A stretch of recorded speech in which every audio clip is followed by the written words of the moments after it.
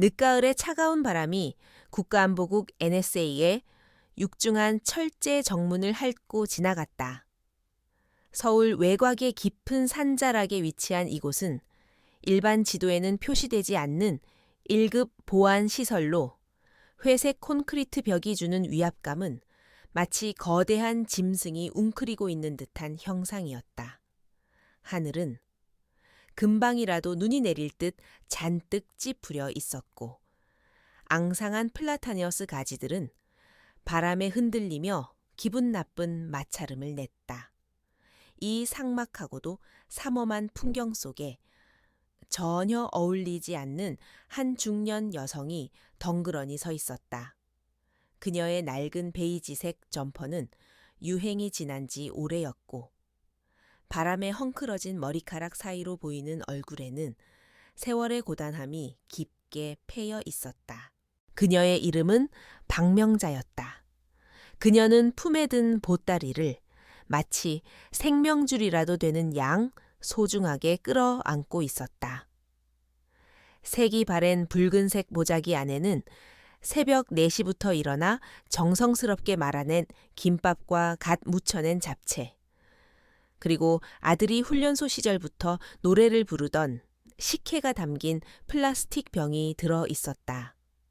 그녀의 손은 거칠고 투박했지만 그 안에 담긴 정성은 세상 그 어떤 보석보다도 빛나는 것이었다. 명자는 높은 담벼락 위를 훑고 지나가는 CCTV 카메라에 차가운 시선을 느끼며 마른 침을 삼켰다. 아들을 보러 왔다는 설렘과 함께 왠지 모를 불안감이 그녀의 가슴 한구석을 짓누르고 있었다. 정문 초소를 지키고 있는 경비대원들은 최신식 자동 소총으로 무장한 채 날카로운 눈빛을 번뜩이고 있었다. 그들은 대한민국 최고위의 정보기관을 수호한다는 자부심으로 똘똘 뭉쳐 있었지만 그 자부심은 종종 오만함이라는 가면을 쓰고 나타나곤 했다.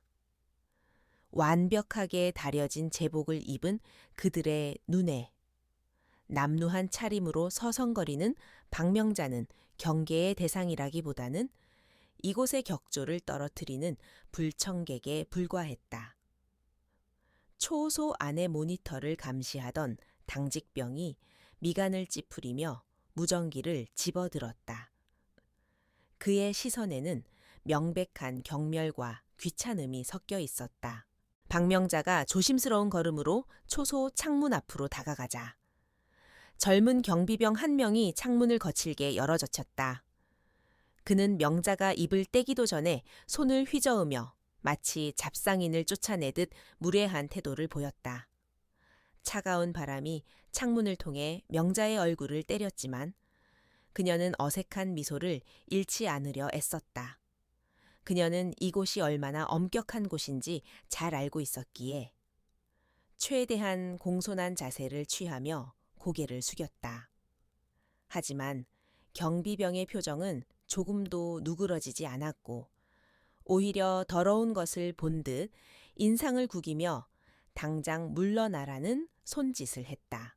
저기 군인 양반, 내 아들이 여기 있어요. 김도현 중사라고. 밥이라도 한 끼 먹이고 싶어서 멀리서 왔는데 명자의 목소리는 떨리고 있었다. 그녀는 최대한 정중하게 부탁했지만 경비병은 그녀의 말을 끝까지 듣지도 않고 코웃음을 쳤다. 그는 이곳이 동네 경로당인 줄 아느냐며 면박을 주었다. 사전 예약도 없이, 출입증도 없이, 그것도 이런 행색으로 불쑥 찾아와서 요원을 만나겠다는 것은 규정 위반을 넘어선 상식 밖의 행동이라는 것이었다. 경비병의 목소리에는 명자를 향한 노골적인 무시가 담겨 있었다. 그때 초소 안쪽에서 시끄러운 소리를 듣고 경비대장인 초의 대위가 밖으로 걸어 나왔다. 그는 엘리트 코스를 밟아온 장교 특유의 거만함을 온몸에 두르고 있었다. 반질반질하게 닦인 군화가 시멘트 바닥을 울리며 명자 앞으로 다가왔다. 초의 대위는 명자를 위아래로 훑어보더니 비릿한 조소를 입가에 띄웠다. 그는 부하들에게 이런 잡상인 하나 처리 못해서 시끄럽게 만드냐고 핀잔을 주었다. 그의 태도는 명자를 사람으로 대우하는 것이 아니라 처리해야 할 성가신 폐기물 정도로 여기는 듯했다. 최 대위는 명자의 코앞까지 다가와 위협적인 눈빛으로 그녀를 내려다보았다. 그는 명자가 품에 안고 있는 보따리를 턱으로 가리키며 그 안에 든 게 뭐냐고 따져 물었다. 명자는 아들이 좋아하는 음식이라고 설명하려 했지만 최 대위는 말을 자르며 폭발물일지 누가 아느냐고 빈정거렸다. 주변에 있던 병사들이 대장의 농담에 맞춰 낄낄거리며 웃음을 터뜨렸다. 그들의 웃음소리는 명자의 가슴을 날카로운 비수처럼 찔렀다. 하지만 명자는 입술을 꽉 깨물며 참았다. 아들에게 해가 될까봐 그녀는 자신의 자존심을 바닥에 내려놓았다. 대위님, 제발 부탁드립니다. 잠깐 얼굴만 보고 이 음식만 전해주고 갈게요. 우리 도현이가 요즘 통 연락도 없고 해서 명자의 간절한 호소에도 초의 대위의 표정은 차갑기만 했다. 그는 규정이 곧 법이라며 당신 같은 사람이 마음대로 드나들 수 있는 곳이 아니라고 쏘아붙였다. 그는 김도현 중사라는 이름을 듣고는 기억을 더듬는 척하더니 그 촌놈의 어민이 수준이 딱 그 모양이라며 모욕적인 언사를 서슴지 않았다. 명자의 손이 부들부들 떨리기 시작했다. 그것은 수치심 때문만이 아니라 끓어오르는 분노를 억누르기 위한 몸부림이었다. 사실 박명자가 마음만 먹었다면 눈앞에 거만한 대위 따위는 손가락 하나로 제압할 수 있었다. 그녀의 혈관 속에는 여전히 전성기 시절의 감각이 살아 숨 쉬고 있었고 훈련으로 단련된 그녀의 동체 시력은 최의 대위의 빈틈을 수십 군데나 포착하고 있었다. 허리춤에 찬 권총을 빼서 그의 머리에 겨누는 데는 1초도 걸리지 않을 것이었다. 하지만 그녀는 평범한 어머니로서의 삶을 선택했고 자신의 피 묻은 과거가 아들의 평범한 행복을 망치지 않기를 간절히 바랐기에 주먹을 꽉 쥐고 인내하고 또 인내했다. 최의 대위는 명자가 물러서지 않고 버티자 짜증이 솟구친 듯했다. 그는 명자의 어깨를 거칠게 밀치며 당장 꺼지라고 소리쳤다. 명자는 비틀거리면서도 보따리만은 놓치지 않으려 안간힘을 썼다. 초의 대위는 그런 명자의 모습이 우스꽝스럽다는 듯 비웃으며 아들이 부끄러워서라도 안 나오는 거라고 독설을 퍼부었다. 그는 명자에게 이곳은 선택받은 사람들만 들어올 수 있는 선격이며 가난하고 무지한 민간인이 얼쩡거릴 곳이 아니라는 특권 의식을 여과 없이 드러냈다. 바로 그 순간 정문 안쪽에서 다급한 군화, 발자국 소리가 들려왔다.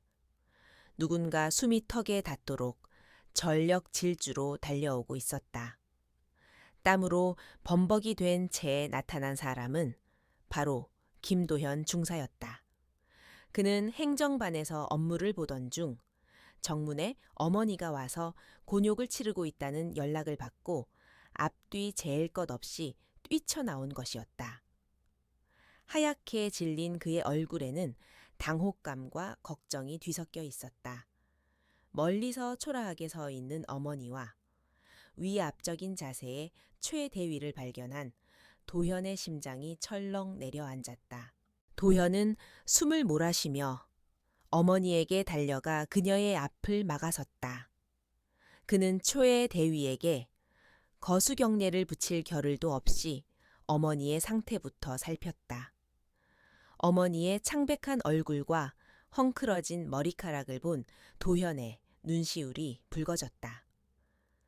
그는 어머니의 손을 잡으며 왜 연락도 없이 오셨냐고, 그리고 왜 이런 대접을 받고 계시냐고 물으려 했지만 목이 메어 말이 나오지 않았다.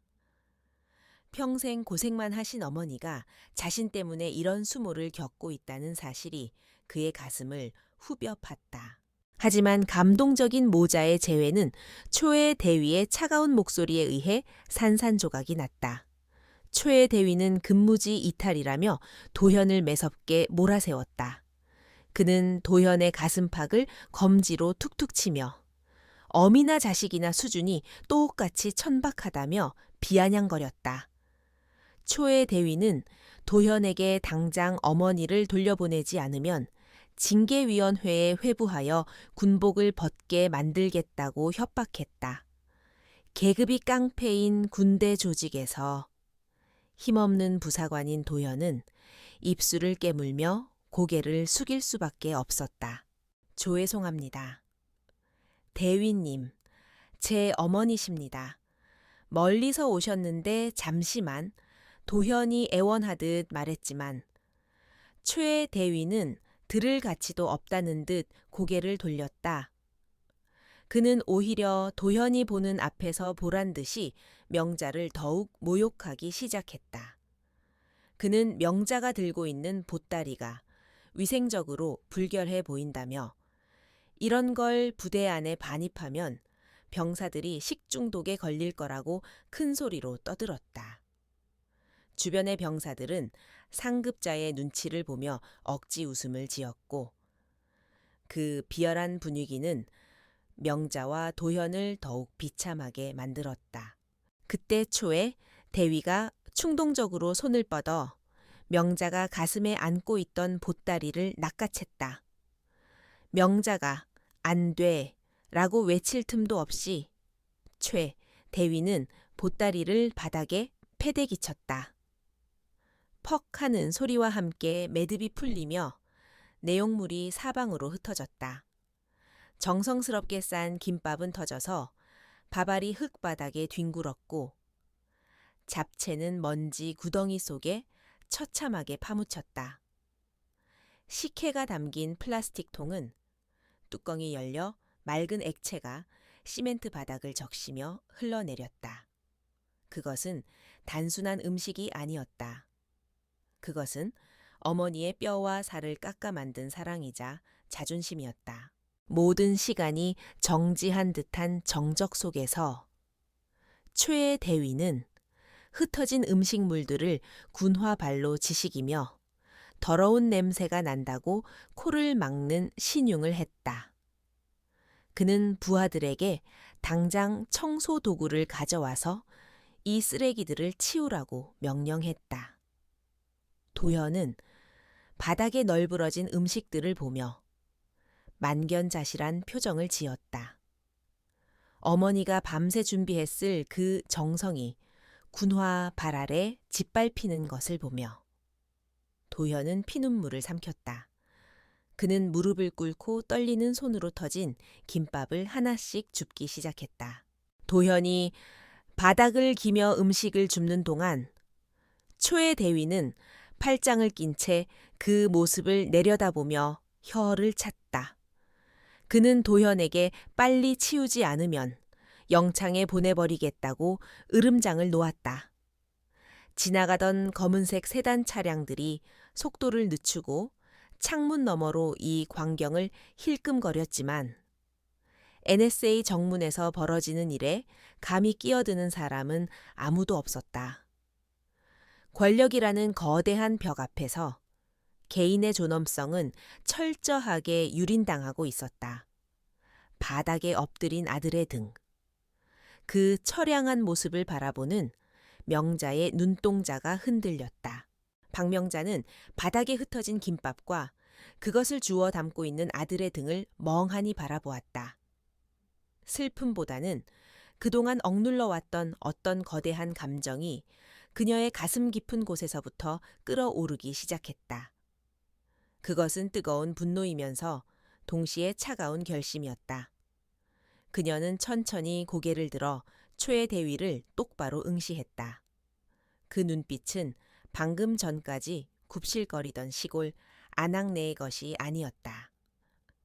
수십 년 전 전장의 사신이라 불리며 적들을 공포에 떨게 했던 전설적인 지휘관의 살기가 아주 잠시 날카로운 섬광처럼 그녀의 눈동자를 스치고 지나갔다.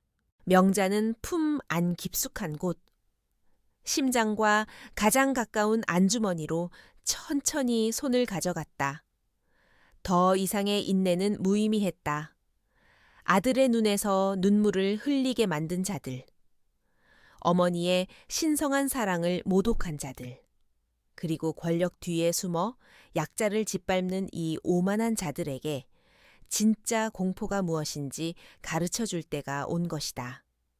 그녀의 손끝이 낡은 가죽 지갑 속에 숨겨져 있던 차가운 금속 카드에 닿았다. 이제 이 조용한 정문은 곧 태풍의 눈이 될 것이었다.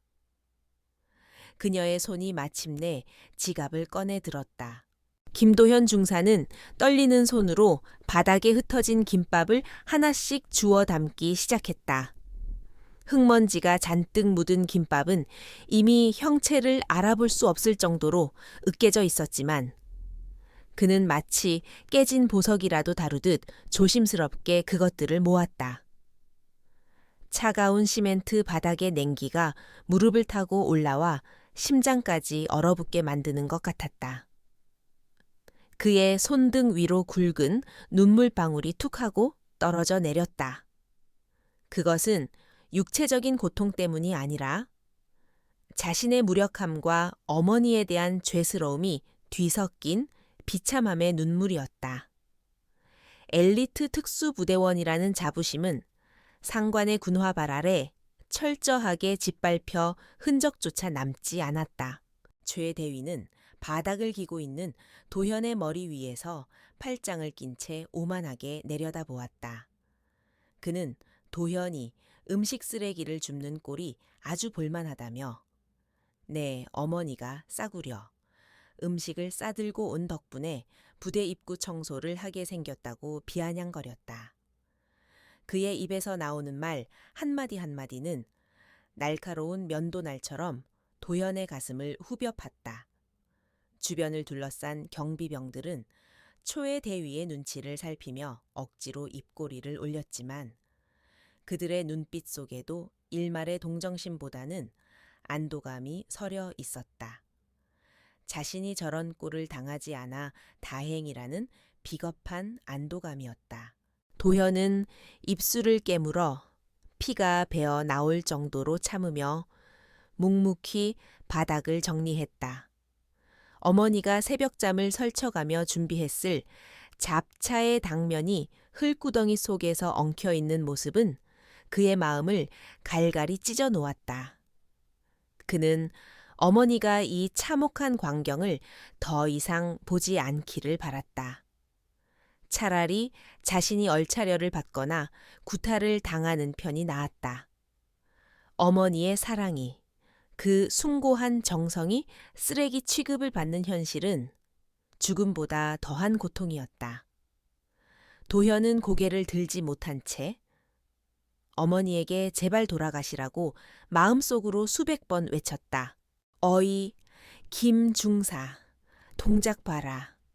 굶었냐 아니면 어머니가 오셔서 응석이라도 부리는 거야.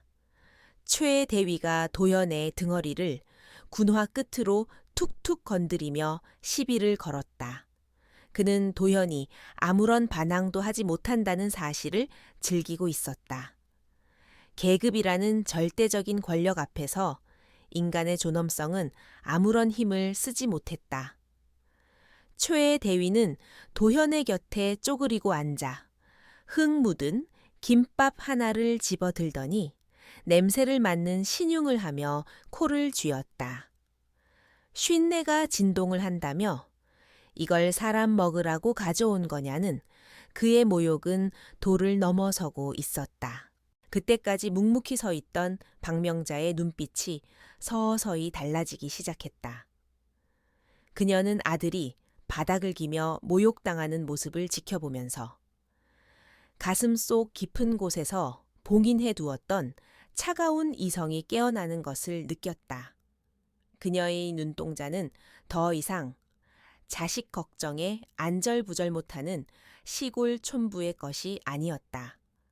그것은 마치 먹잇감을 앞에 두고 숨을 고르는 맹수의 눈빛처럼 고요하면서도 섬뜩하게 가라앉아 있었다. 그녀는 주머니 속에 넣었던 손을 꽉 쥐었다 펴기를 반복하며 끓어오르는 사리를 통제하려 애썼다. 지금 여기서 폭발하면 아들의 인생까지 망칠 수 있다는 이성이 그녀를 붙잡고 있었다. 명자는 천천히 걸음을 옮겨 도현의 곁으로 다가갔다. 그녀는 더러워진 옷소매 따위는 신경 쓰지 않고 바닥에 무릎을 꿇었다. 그리고 떨고 있는 아들의 어깨를 거친 손으로 부드럽게 감싸 안았다. 그만하거라. 도현아, 됐다. 그만해. 명자의 목소리는 낮았지만 그 안에는 거부할 수 없는 단호함이 깃들어 있었다. 도현은 깜짝 놀라 고개를 들었다. 어머니의 얼굴은 슬퍼 보이지 않았다. 오히려 그가 평생 본 적 없는 기묘한 위엄이 서려 있어. 도현은 순간적으로 숨이 턱 막히는 기분을 느꼈다. 최대위는 모자의 애절한 모습을 보며 코웃음을 쳤다. 그는 아주 눈물 없이는 볼 수 없는 신파극을 찍고 있다며 박수를 짝짝 쳤다. 아줌마, 여기가 어딘지 아직도 파악이 안 됩니까? 여기서 이러고 있으면 업무방해로 경찰 부를 겁니다. 아들 인생종 치고 싶지 않으면 당장 그 쓰레기들 들고 꺼지시오. 초의 대위의 말은 협박을 넘어선 저주에 가까웠다. 그는 자신의 권력이 이 공간 안에서는 절대적이라는 확신에 차 있었고 눈앞에 힘없는 모자가 할 수 있는 일이라곤 울면서 비는 것뿐이라고 믿고 있었다. 박명자는 천천히 몸을 일으켰다.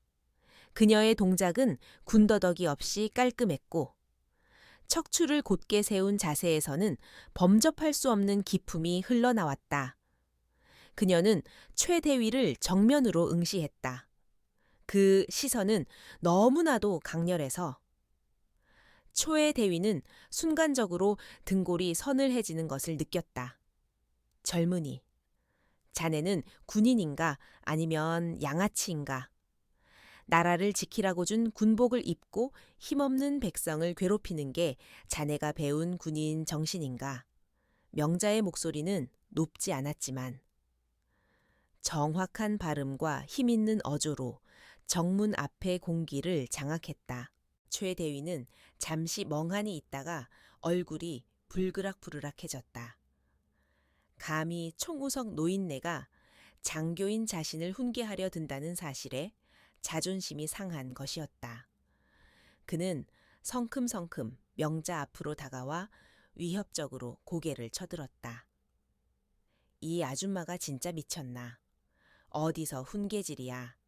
당신 지금 내가 누군지 알고 떠드는 거야. 내가 마음만 먹으면 당신 아들 군 생활 지옥으로 만드는 건 일도 아니야. 그는 침을 튀기며 소리쳤고 그의 분노는 이성을 마비시키고 있었다. 도현이 급히 어머니 앞을 막아서며 최 대위에게 고개를 숙였다. 죄송합니다. 대위님, 어머니가 잘 모르셔서 그렇습니다. 제발 용서해 주십시오. 도현의 목소리는 절박했다. 그는 초의 대위의 성격을 잘 알고 있었다. 한번 눈밖에 나면 끝까지 괴롭히는 집요하고 잔인한 성격이었다. 도현은 어머니를 보호하기 위해서라면 자신의 자존심 따위는 몇 번이라도 버릴 수 있었다. 하지만 명자는 도현의 팔을 잡아 뒤로 물러세웠다. 그녀의 악력은 도현이 놀랄 만큼 강했다. 비켜라, 도현아. 사과는 잘못한 사람이 하는 것이다. 우리는 잘못한 것이 없다. 명자는 단호하게 말했다. 그녀는 다시 초의 대위를 바라보며 말했다. 나는 내 아들을 보러 왔고 자네는 내 아들을 모욕했다. 그리고 자네는 국민의 세금으로 입은 군복을 더럽혔다. 사과를 받아야 할 사람은 자네가 아니라 우리다. 그녀의 말은 논리정연했고 한 치에 물러서도 없었다. 주변의 병사들은 웅성거리기 시작했다. 저 아줌마가 보통이 아니라는 낌새를 챈 눈치 빠른 병사들도 있었지만 대다수는 그저 미친 사람이 소란을 피운다고 생각했다. 최 대위는 기가 막히다는 표정으로 헛웃음을 터뜨렸다. 사과 나보고 사과를 하라고? 하하하. 이거 진짜 골 때리는 아줌마네. 그는 갑자기 표정을 싹 바꾸더니 무서운 얼굴로 돌변했다. 야, 당장 헌병대 불러. 이 아줌마랑 김중사 싹 다 끌고 가서 영창에 쳐넣어. 민간인 불법 침입 및 난동, 상급자 모욕죄, 군기강 문란죄 다 갖다 붙여서 아주 콩밥을 먹여주지. 그의 명령에 초소해 있던 병사들이 무정이를 들고 움직이기 시작했다. 상황은 걷잡을 수 없이 악화되고 있었다. 도현의 얼굴은 사색이 되었다. 헌병대가 개입하면 일은 단순히 끝나지 않을 것이었다. 어머니까지 전과자가 될 수도 있는 상황이었다. 그는 무릎을 꿇고 최 대위의 바짓가랑이라도 잡고 싶은 심정이었다. 하지만 명자는 태연했다. 그녀는 헌병대가 온다는 말에도 눈 하나 깜짝하지 않았다. 오히려 그녀는 마치 기다렸다는 듯이 고개를 끄덕였다. 그래, 불러라. 헌병대도 부르고 기무사도 부르고 할 수 있다면 이 부대의 사령관도 불러라. 내 오늘 끝장을 볼 테니. 최 대위는 명자의 태도에 기가 질리면서도 오기가 발동했다. 그는 허리춤에 손을 올리고 비릿한 미소를 지었다. 사령관님 꿈도 야무지시네. 당신 같은 사람이 평생 한 번이라도 볼 수 있는 분인 줄 알아. 주제 파악 좀 하고 살아. 당신 아들이 왜 만년 중사인지 알겠다. 그 어미의 그 자식이지. 그는 넘지 말아야 할 선을 넘고 말았다. 가족에 대한 모욕, 특히 자식의 미래에 대한 저주는 명자의 영린을 건드린 것이었다. 명자의 눈매가 가늘어졌다. 그녀의 주변 공기가 차갑게 가라앉았다. 그녀는 더 이상 시골에서 올라온 촌부가 아니었다. 그녀는 과거 독사라는 코드네임으로 불리며 적진 한가운데서도 눈 하나 깜짝하지 않고 임무를 완수했던 전설적인 요원이었다. 그녀의 머릿속에서는 이미 상황 분석이 끝났다. 적의 규모, 무장 상태, 도주 경로, 그리고 제압하는 데 필요한 시간까지. 하지만 그녀는 폭력을 사용하는 대신 더 확실하고 잔인한 방법을 선택하기로 했다. 권력으로 짓누르려는 자에게는 더 큰 권력으로 짓눌러주는 것이 가장 확실한 복수였다. 마지막으로 묻겠다. 네 상관, 지금 당장 불러올 수 있나? 아니면 네가 감당할 수 없는 일이 벌어질 텐데. 명자의 목소리는 낮게 깔려 있었지만 그 울림은 묵직했다. 초의 대위는 순간적으로 압도되는 느낌을 받았지만 곧바로 자신의 감을 무시했다. 그는 눈앞의 늙은 여자를 과소평가하는 치명적인 실수를 저질렀다. 상관내가 이 구역의 왕이야. 내 말이 곧 법이고 늙은이가 노망이 났으면 곱게 집에나 갈 것이지. 어디서 협박질이야. 최 대위는 손을 들어 도현을 밀치고 명자의 멱살을 잡으려는 신용을 했다. 위협을 가해 기선을 제압하려는 의도였다. 도현이 비명을 지르며 달려들려 했지만 병사들이 그를 제지했다. 명자는 미동도 하지 않았다.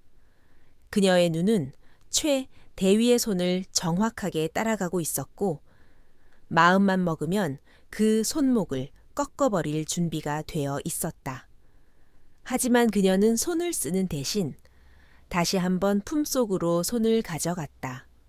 이제 말로 하는 시간은 끝났다. 후회할 것이다. 뼈저리게 후회하게 될 거야. 명자가 조용히 읊조렸다. 최 대위는 콧방귀를 뀌며 뒤로 물러섰다. 후회 내가 웃기지 마. 당신들이나 감방 가서 후회할 준비나 해. 멀리서 헌병대의 사이렌 소리가 들려오기 시작했다. 상황은 파국으로 치닫고 있었다. 도현은 절망적인 표정으로 어머니를 바라보았다. 그러나 명자의 얼굴에는 기이한 평온함만이 감돌고 있었다. 그녀는 아들을 안심시키듯 살짝 미소를 지어 보였다. 그 미소는 도현에게 엄청난 혼란을 주었다. 지금 이 상황에서 어떻게 웃을 수 있는가? 어머니가 충격으로 정신을 놓으신 것은 아닐까 하는 걱정이 앞섰다. 하지만 명자의 손은 확신에 차 있었다. 그녀의 거친 손가락이 낡은 가죽 지갑을 열었고 그 안에서 깊은 잠에 빠져 있던 검은색 금속 카드를 꺼내 들었다.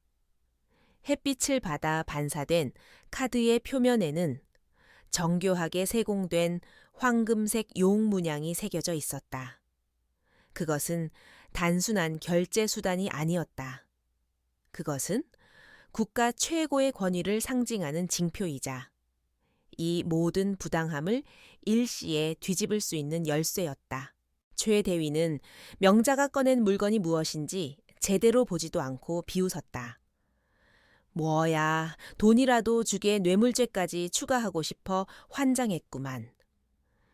그는 자신의 파멸이 코앞에 다가왔음을 전혀 인지하지 못하고 있었다. 명자는 아무 대꾸도 하지 않고 초소 입구에 설치된 최첨단 보안 단말기를 향해 천천히 걸어갔다. 병사들이 막으려 했지만 최 대위가 손짓으로 제지했다. 놔둬봐. 뭐라고 하는지, 뭘 하려는지 구경이나 하자고. 마지막 발악이라도 하게 해줘야지. 명자는 단말기 앞에 섰다. 그녀는 잠시 눈을 감고 옛 기억을 떠올렸다. 이 카드를 처음 받았던 날, 조국과 민족을 위해 헌신하겠다고 맹세했던 그날의 뜨거운 공기가 스쳐 지나갔다.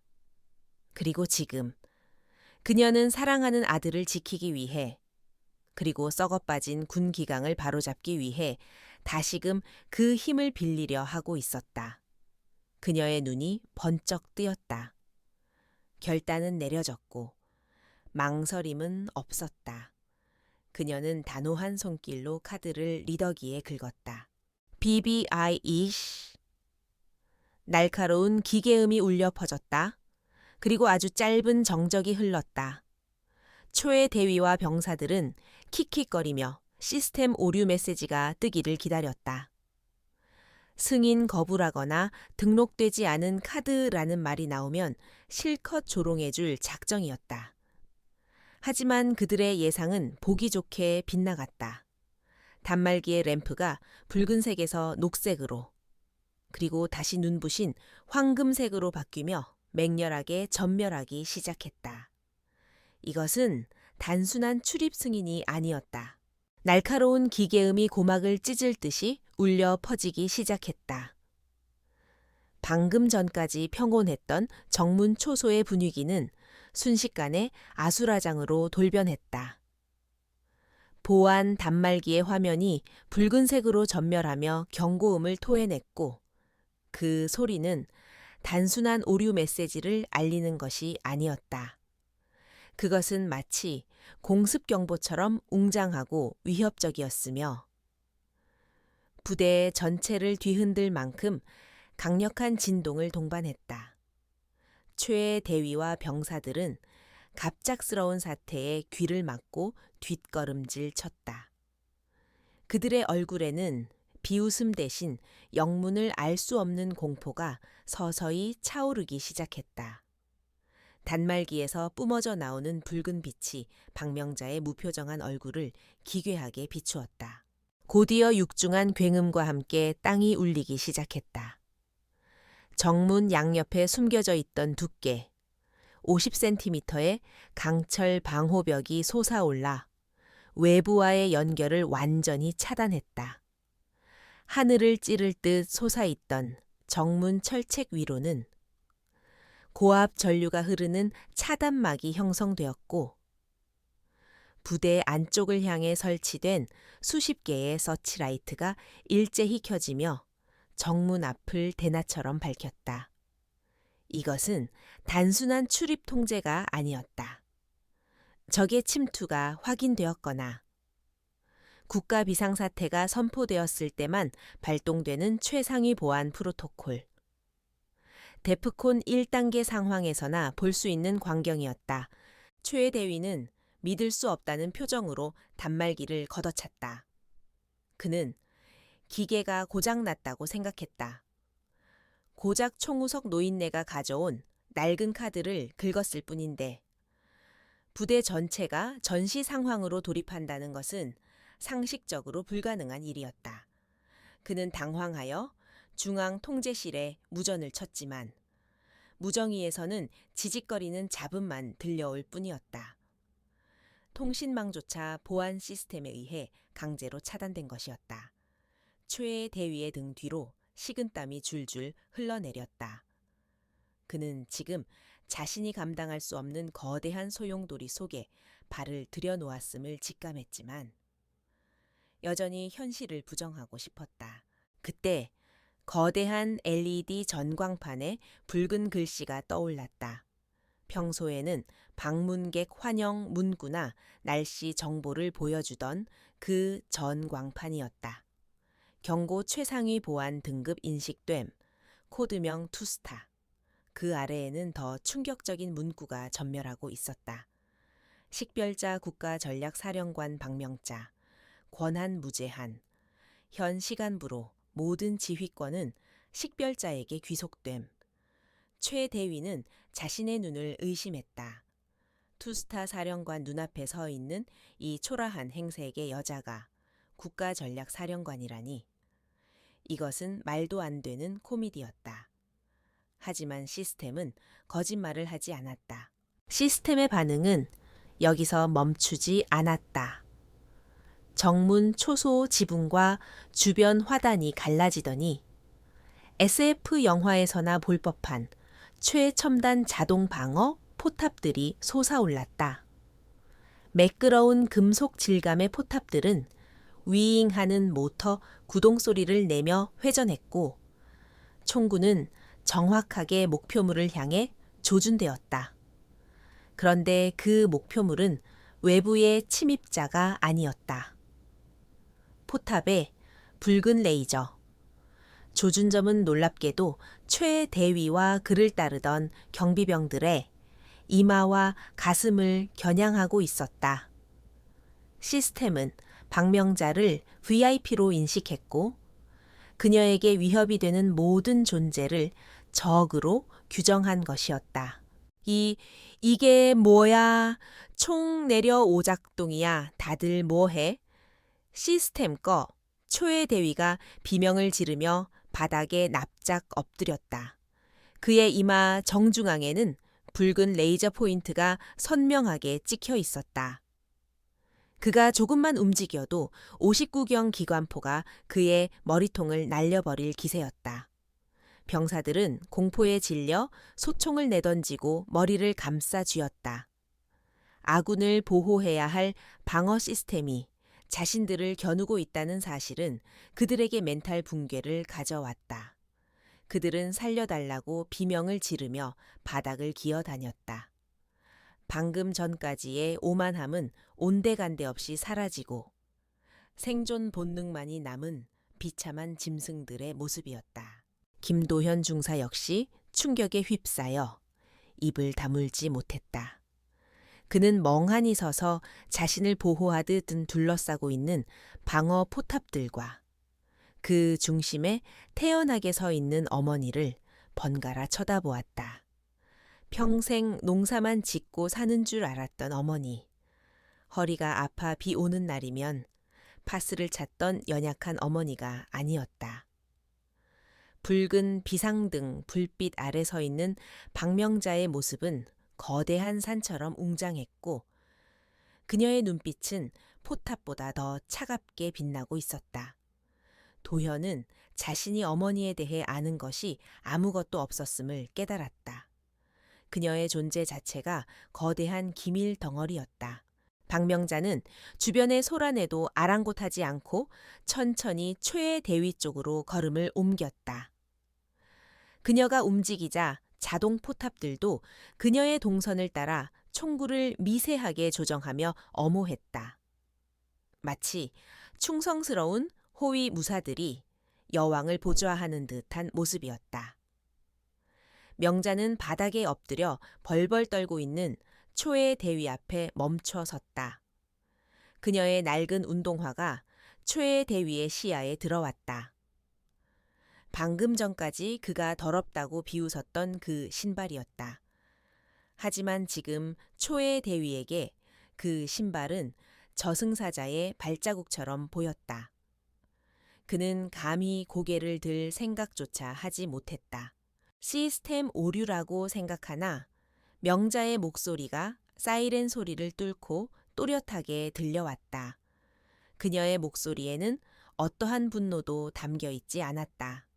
그저 지극히 사무적이고 건조한, 그래서 더 공포스러운 톤이었다. 투스타 카드는 대한민국의 단 3장뿐이다. 대통령, 국방부 장관, 그리고 국가비상대책위원회 수장에게만 지급되지. 이 시스템은 그 카드의 소유자를 국가 그 자체로 인식하도록 설계되어 있다. 네가 걷어찬 것은 내 도시락이 아니라 이 나라의 국방 시스템 그 자체였다. 초의 대위는 턱을 딱딱 부딪히며 아무 말도 하지 못했다. 그의 머릿속은 하얗게 타버렸다. 전설로만 듣던 블랙카드, 일명 투스타가 실제로 존재한다는 사실도 놀라웠지만 그 소유자가 눈앞에 촌부라는 사실이 도저히 믿기지 않았다. 하지만 자신의 이마를 겨누고 있는 기관포의 차가운 살기는 현실이었다. 그는 자신이 건드려서는 안 될 영린을 건드렸음을, 돌이킬 수 없는 강을 건넜음을 뼈저리게 실감했다. 바지 가랑이가 축축하게 젖어 들어갔지만 수치심을 느낄 겨를조차 없었다.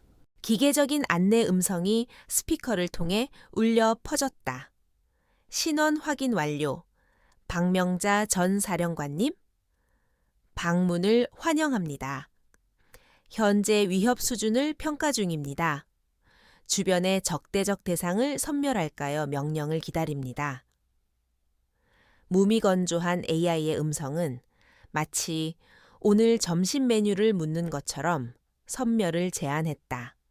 병사들은 그 소리에 기겁하며 살려주세요를 연발했다. 그들은 땅바닥에 머리를 박고 싹싹 빌었다.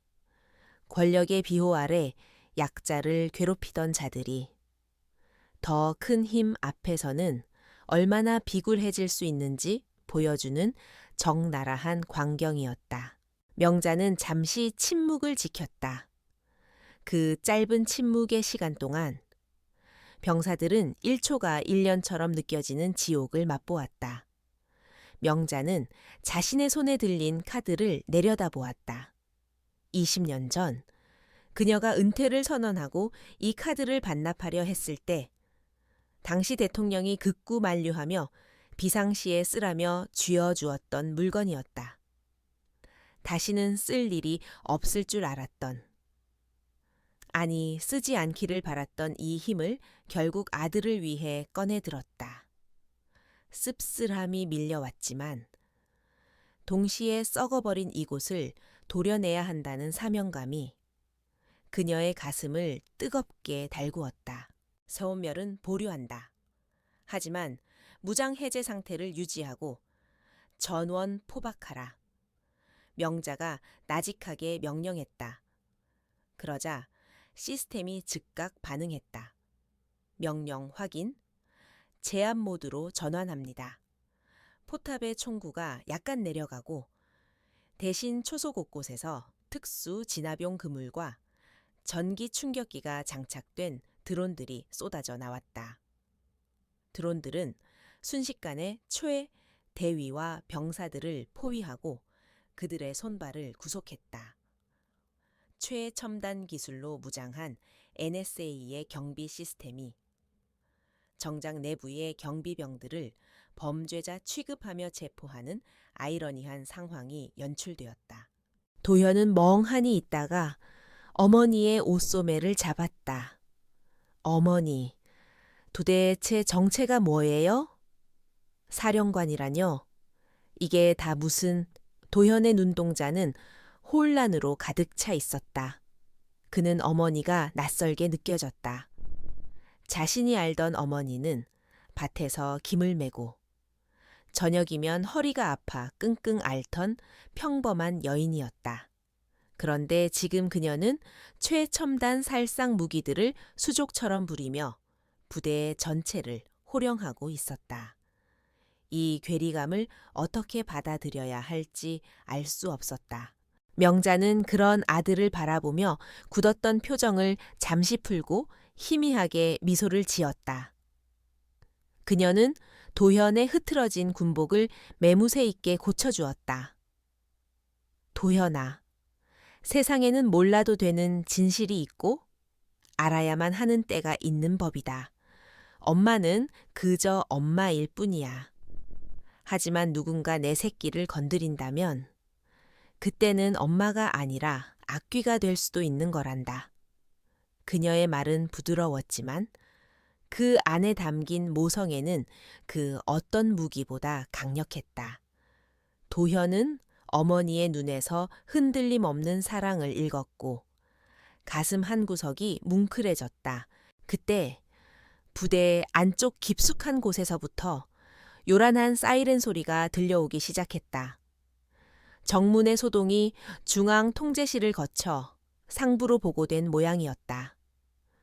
멀리서 무장 병력을 태운 트럭들이 질주해 오는 소리와 함께 하늘에서는 공격용 헬리콥터의 로터 소리가 들려왔다. NSA의 핵심 전력이 총출동하고 있었다. 상황은 이제 정문 앞의 해프닝을 넘어 국가안보국 전체의 비상사태로 확대되고 있었다. 흙먼지를 일으키며 달려오는 증원 병력을 보며 명자는 다시 차가운 지휘관의 표정으로 돌아갔다. 최 대위는 묶인 채로 바닥에 뒹굴며 미친 사람처럼 중얼거렸다. 다 끝났어. 이제 넌 죽었어. 본대 병력이 오면 너희는 테러리스트로 사살될 거야. 그는 여전히 상황 파악을 못하고 있었다. 시스템이 왜 명자의 편을 들었는지, 투스타 카드가 무엇을 의미하는지 이해하려 하지 않고 그저 지원군이 오면 자신이 구원받을 것이라는 헛된 희망을 품고 있었다. 그의 뇌는 공포를 이기기 위해 현실을 왜곡하고 있었다. 하지만 명자는 다가오는 병력을 보며 전혀 당황하지 않았다. 오히려 그녀는 기다렸다는 듯 뒷짐을 지고 당당하게 섰다. 올 테면 와보라지. 누가 누구를 심판하게 될지 똑똑히 보여주마. 그녀의 등 뒤로 거센 바람이 불어와 점퍼 자락을 펄럭이게 했다. 초라한 옷차림이었지만 그녀가 뿜어내는 기세는 수천 명의 군대를 압도하고 있었다. 이제 곧 대한민국 군 수뇌부들이 줄줄이 그녀 앞에 무릎을 꿇게 될 터였다. 전설의 귀환을 알리는 서막은 이미 올랐다. 하늘을 뒤덮은 헬기의 굉음이 점점 더 가까워졌다. 서치라이트 불빛들이 명자를 비추며 그녀를 표적으로 삼으려 했다. 하지만 명자는 눈 하나 깜짝하지 않고 헬기를 올려다보았다. 그녀의 눈빛은 마치 내려와 라고 명령하는 듯했다. 그리고 놀랍게도 상공을 선회하던 선두 헬기가 갑자기 기술을 돌려 착륙 준비를 하기 시작했다. 조종사가 명자의 얼굴을 확인한 것일까? 아니면 시스템이 헬기의 제어권마저 장악한 것일까? 거대한 폭풍이 몰아치기 직전에 숨막히는 긴장감이 감돌았다. 국가안보국 NSA 지하 5층에 위치한 메인 상황실은 말 그대로 벌집을 쑤셔놓은 듯한 혼란에 빠져 있었다. 벽면을 가득 채운 대형 스크린에는 코드 레드라는 붉은 글자가 섬뜩하게 전멸하고 있었고 수십 명의 오퍼레이터들이 비명을 지르듯 보고 사항을 외치며 키보드를 두드리고 있었다. 상황실장인 한 준장은 이마에 흐르는 식은땀을 닦을 생각도 하지 못한 채 정문 CCTV 화면을 멍하니 응시하고 있었다. 화면 속에는 믿을 수 없는 광경이 펼쳐지고 있었다. 기지의 방어 시스템이 아군을 겨누고 그 중심에 낡은 옷을 입은 중년 여성이 마치 태산처럼 버티고 서 있는 모습이었다. 그것은 단순한 테러나 침입이 아니었다. 신원 확인됐나 도대체 누구길래 시스템이 통제 불능 상태가 된 거야? 해킹인가? 한 준장이 목에 핏대를 세우며 고함쳤다.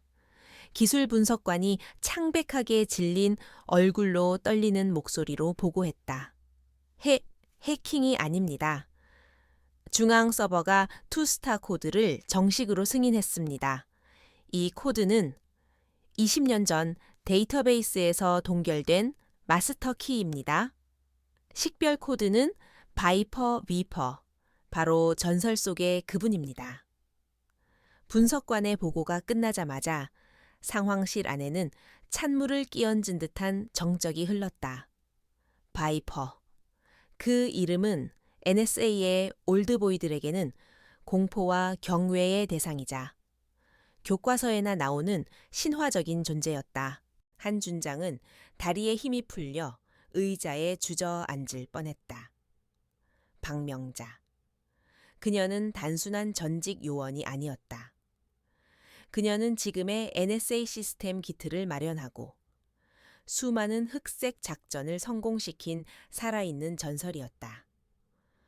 그녀가 은퇴 후 흔적도 없이 사라졌을 때 정보국은 발칵 뒤집혔지만 끝내 그녀를 찾지 못했었다.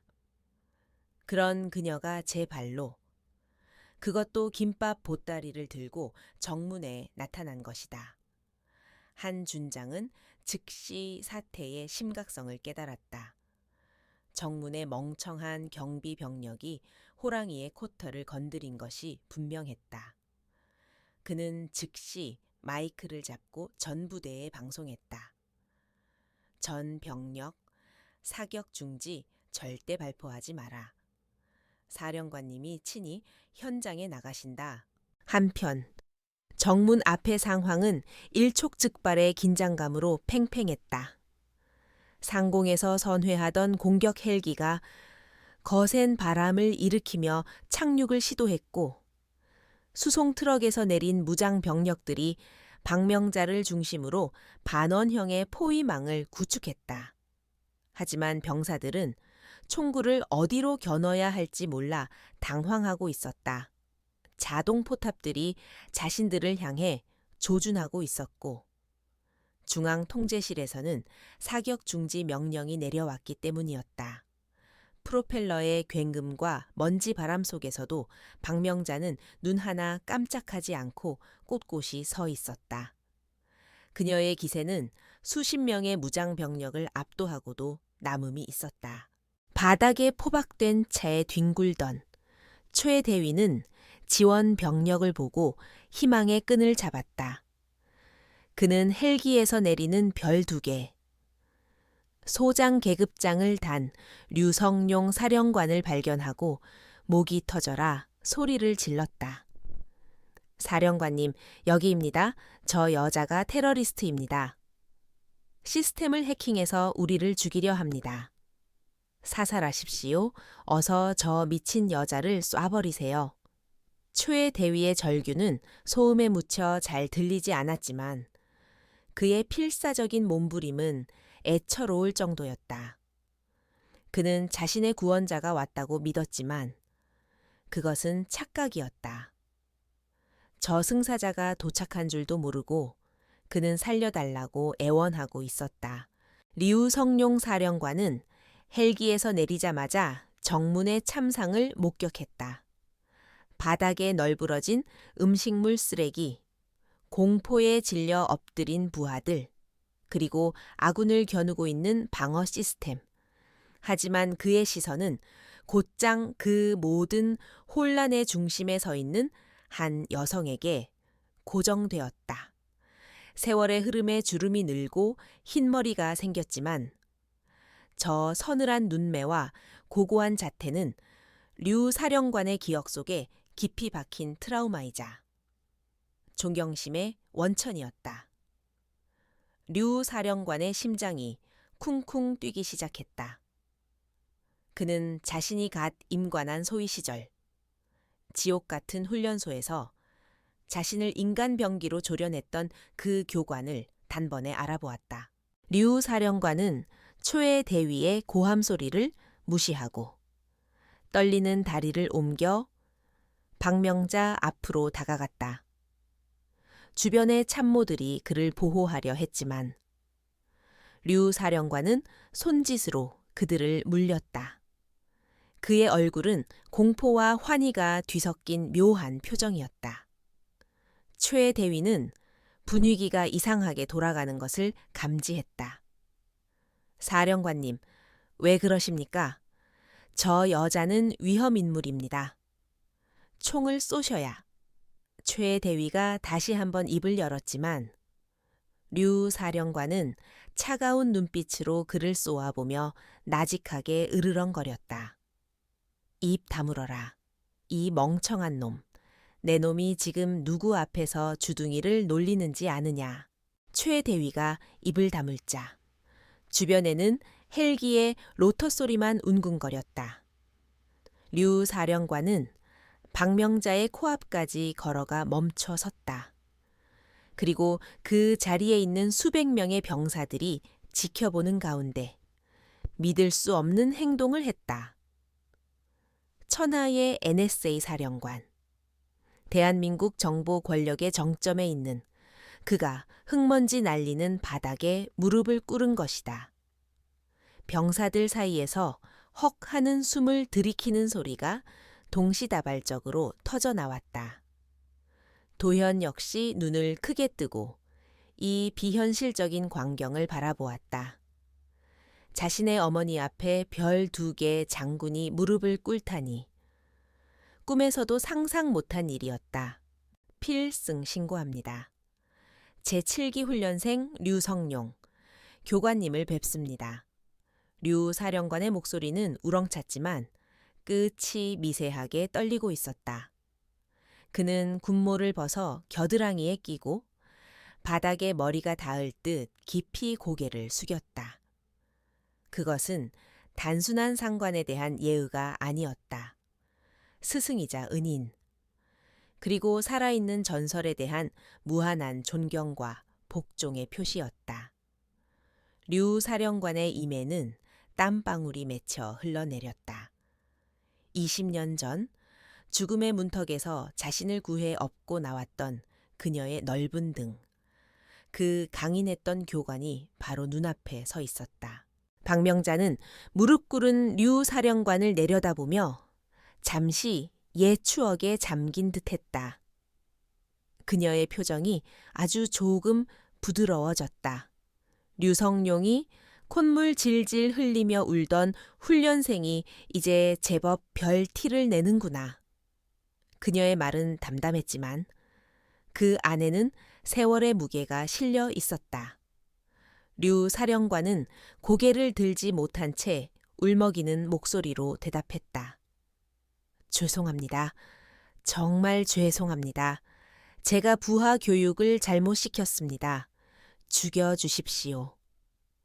그는 상황을 파악하는데 긴 시간이 필요하지 않았다. 바닥에 흩어진 음식과 어머니의 옷차림, 그리고 오만방자한 최대위의 성격을 미루어 보아 무슨 일이 있었는지 짐작하고도 남았다. 최대위의 얼굴은 이제 흙빛을 넘어 투명해질 지경이었다. 사령관이 무릎을 꿇고 교관님이라고 부르는 저 여자는 도대체 누구란 말인가? 자신의 뇌세포가 거부했던 현실이 쓰나미처럼 밀려와 그를 덮쳤다.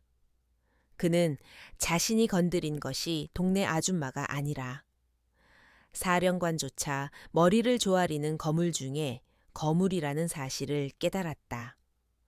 공포가 온몸을 마비시켰다. 그는 차라리 기절하고 싶었지만 너무나도 생생한 공포 때문에 정신은 오히려 맑아지고 있었다. 그는 덜덜 떨며 바닥에 머리를 쳐박고 살려달라고 중얼거리기 시작했다. 박명자는 류 사령관에게 일어나라는 손짓을 하지 않았다. 대신 그녀는 시선을 돌려 엉망이 된 김밥과 잡채를 바라보았다. 성룡아, 내가 은퇴하면서 너희들에게 남긴 마지막 말이 무엇이었는지 기억하느냐? 그녀의 목소리는 낮고 차분했지만 류 사령관에게는 천둥 소리처럼 들렸다. 그는 즉시 대답했다. 네, 국민 위에 군림하지 마라. 우리는 그림자 속에서 빛을 지키는 방패일 뿐, 그 빛을 가리는 어둠이 되어서는 안 된다라고 하셨습니다. 류 사령관은 토씨 하나 틀리지 않고 복창했다. 그것은 NSA의 창설 이념이자 그녀의 유산이었다. 잘 알고 있구나. 그런데 저놈들은 그걸 잊은 모양이다. 명자의 시선이 싸늘하게 최대위에게 꽂혔다. 내 아들이 가져온 밥은 쓰레기가 되었고 나는 잡상인 취급을 받았다. 이게 네가 지휘하는 부대의 현 주소냐? 그녀의 질책은 매서웠다. 류 사령관은 쥐구멍이라도 들어가고 싶은 심정이었다. 그는 즉시 뒤를 돌아보며 헌병대장에게 소리쳤다. 당장 저 쓰레기 같은 놈들을 끌어내 초의 대위와 그 일당들 전원 즉결 심판에 회부한다. 지금 당장 사령관의 분노에 찬 고함이 부대를 뒤흔들었다. 헌병들이 달려들어 밧줄에 묶인 초의 대위와 경비병들을 거칠게 일으켜 세웠다. 초의 대위는 울부짖으며 류 사령관의 바짓가랑이를 잡으려 했다. 사령관님, 한 번만 용서해 주십시오. 몰랐습니다. 정말 몰랐습니다. 하지만 류 사령관은 가차없이 그를 걷어찼다. 몰랐으면 용서가 되나. 내 놈이 짓밟은 건 음식만이 아니라 이 부대의 명예와 군인의 본분이다. 내 눈앞에서 치워 헌병들은 질질 끌려가는 초의 대위를 짐짝처럼 트럭 뒷칸으로 던져버렸다. 그들의 비명소리가 멀어질수록 부대 안의 긴장감은 더욱 고조되었다. 도현은 멍하니 서 있다가 류 사령관과 눈이 마주쳤다. 류 사령관은 도현의 계급장을 확인하고는 다시 명자를 바라보았다. 이 친구가 교관님의 아드님입니까? 명자는 고개를 끄덕였다. 류 사령관은 도현에게 다가와 정중하게 악수를 청했다. 자네가 고생이 많았군. 훌륭한 어머니를 두었어. 자네 어머니는 우리 모두의 스승이자 이 나라를 몇 번이나 구한 영웅이시네. 도현은 떨리는 손으로 사령관의 손을 맞잡았다. 사령관의 손은 따뜻했고 그의 눈빛은 진심이었다. 도현은 그제야 어렴풋이 어머니의 위대함을 실감했다. 박명자는 품에서 다시 투스타 카드를 꺼내 만지작거렸다. 성룡아, 내가 오늘 이 카드를 쓴 건 단순히 화가 나서가 아니다. 이 부대, 썩은 내가 진동을 하더구나. 뿌리부터 도려내지 않으면 건물이 무너지는 법이다. 그녀의 선언은 단순히 초의 대위 몇 명을 처벌하는 것으로 끝나지 않을 것임을 예고했다. 류 사령관은 비장한 표정으로 고개를 끄덕였다. 명심하겠습니다. 정원을 위임해 주신다면 제가 직접 대대적인 감찰을. 하지만 명자는 고개를 저었다. 아니, 내가 직접 한다. 명자의 눈빛이 번뜩였다. 내가 만든 조직이니 내 손으로 청소하겠다. 상황실로 가자. 오늘부로 NSA의 모든 업무를 중단하고 전 직원 소집해라. 단 한 명의 예외도 없다. 지금부터 진짜 지옥 훈련이 뭔지 다시 가르쳐 주마. 그녀의 명령은 절대적이었다. 류 사령관은 즉시 차렷 자세를 취하며 경례를 붙였다. 명받들겠습니다, 전원. 사령관님의 지휘를 따른다 상황실로 모셔라. 주변의 모든 장군들과 참모들이 일제히 길을 터주며 도열했다. 그들은 고개를 숙여 살아있는 전설에 대한 예우를 갖추었다. 명자는 흙 묻은 점퍼를 털고 아들의 손을 꼭 잡은 채 당당하게 그들 사이를 걸어갔다. 낡은 운동화가 시멘트 바닥을 밟을 때마다 그 소리는 어떤 군화 소리보다도 묵직하게 울려 퍼졌다. 그녀의 등 뒤로 거대한 강철 정문이 닫히며 NSA는 이제 외부와 단절된 채 박명자의 심판대 위에 오르게 되었다. 하늘은 여전히 흐렸지만 구름 사이로 한 줄기 햇살이 비치며 박명자의 어깨를 비추었다. 그것은 마치 오랫동안 잠들어 있던 정의가 다시 깨어났음을 알리는 서광과도 같았다. 도현은 어머니의 손을 잡고 걸으며 그녀의 거친 손마디에서 느껴지는 온기를 통해 알 수 없는 용기를 얻었다. 이제 부대 안은 폭풍 전야의 고요함에 휩싸였다. 정문에 남겨진 터진 김밥과 흙 묻은 잡채만이 방금 전의 소란을 증명하고 있었다. 하지만 그것은 더 이상 쓰레기가 아니었다. 그것은 혁명의 도화선이었다.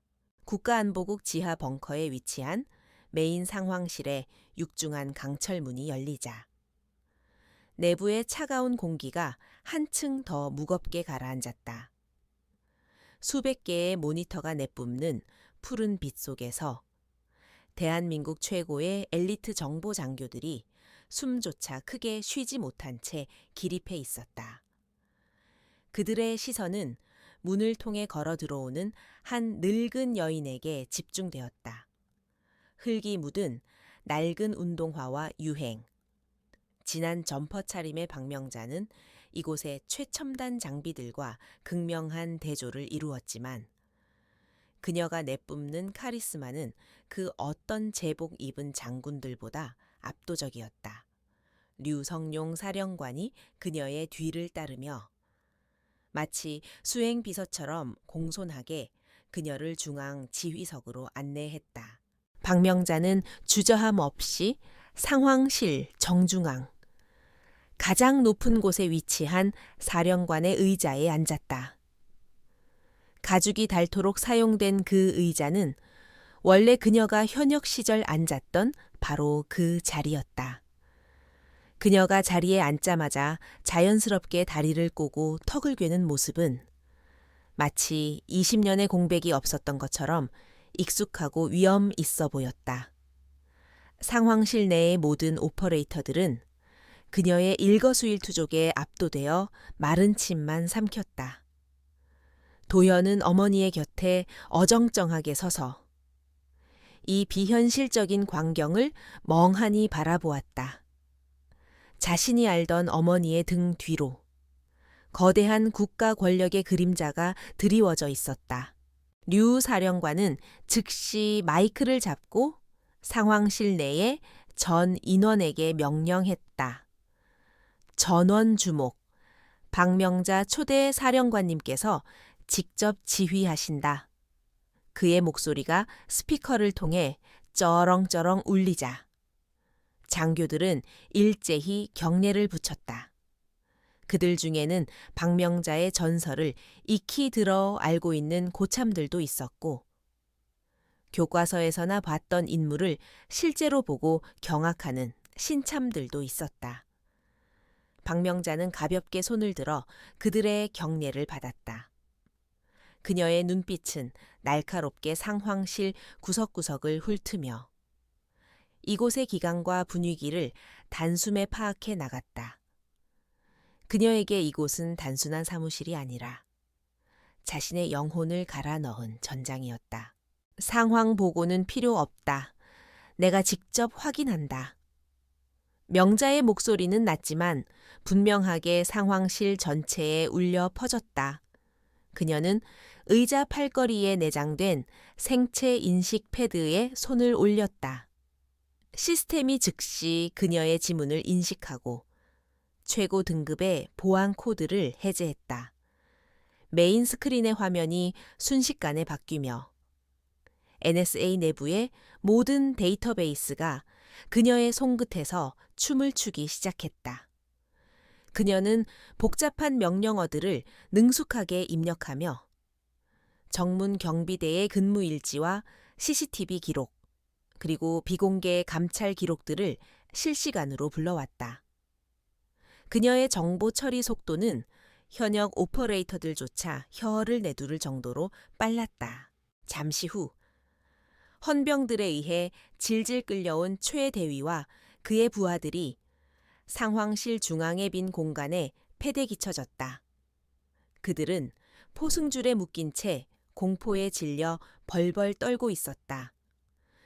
최 대위는 고개를 들어 박명자가 사령관 의자에 앉아있는 모습을 보고는 넋이 나간 듯 입을 다물지 못했다. 방금 전까지 자신이 쓰레기 취급하며 모욕했던 그 촌부가 이제는 자신의 생사여탈권을 쥐인 저승사자가 되어 그를 내려다보고 있었다. 상황실의 대형 스크린에는 초의 대위가 정문에서 저지른 만행들이 고화질 영상으로 재생되고 있었다. 김밥을 짓밟고 도현을 모욕하는 장면이 나올 때마다 상황실 내의 장교들은 분노와 수치심에 얼굴을 붉혔다. 박명자는 차가운 눈으로 초의 대위를 내려다보며 입을 열었다. 최영수 대위, 자네는 군인이 아니다. 자네는 그저 제복을 입은 양아치일 뿐이다. 그녀의 말은 비수처럼 날카롭게 초의 대위의 가슴을 찔렀다.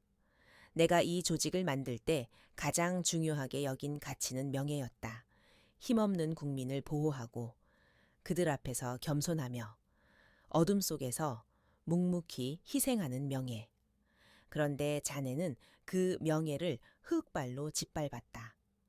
감히 내 아들의 정성뿐만 아니라 이 제복을 입은 모든 군인들의 자부심에 먹칠을 했다. 최 대위는 바닥에 머리를 찌으며 울부짖었다. 사령관님, 죽을 죄를 지었습니다. 한 번만 용서해 주십시오. 제가 잠시 미쳤었습니다. 살려만 주십시오. 하지만 명자의 표정은 미동도 하지 않았다. 그녀는 스크린에 또 다른 자료를 띄웠다. 그것은 최 대위의 비리 장부였다. 부식비 횡령, 부하들에게 상습적인 금품 갈취, 민간인 업체와의 불법 유착 관계 등 그동안 그가 저지른 더러운 죄악들이 낱낱이 공개되었다. 상황실 내의 모든 사람들이 경악했다. 정문에서의 사건은 빙산의 일각에 불과했던 것이다. 용서 군법에 용서는 없다. 오직 처벌만이 있을 뿐이다. 명자는 단호하게 선언했다. 자네 같은 썩은 사과 하나가 상자 전체를 썩게 만드는 법이지.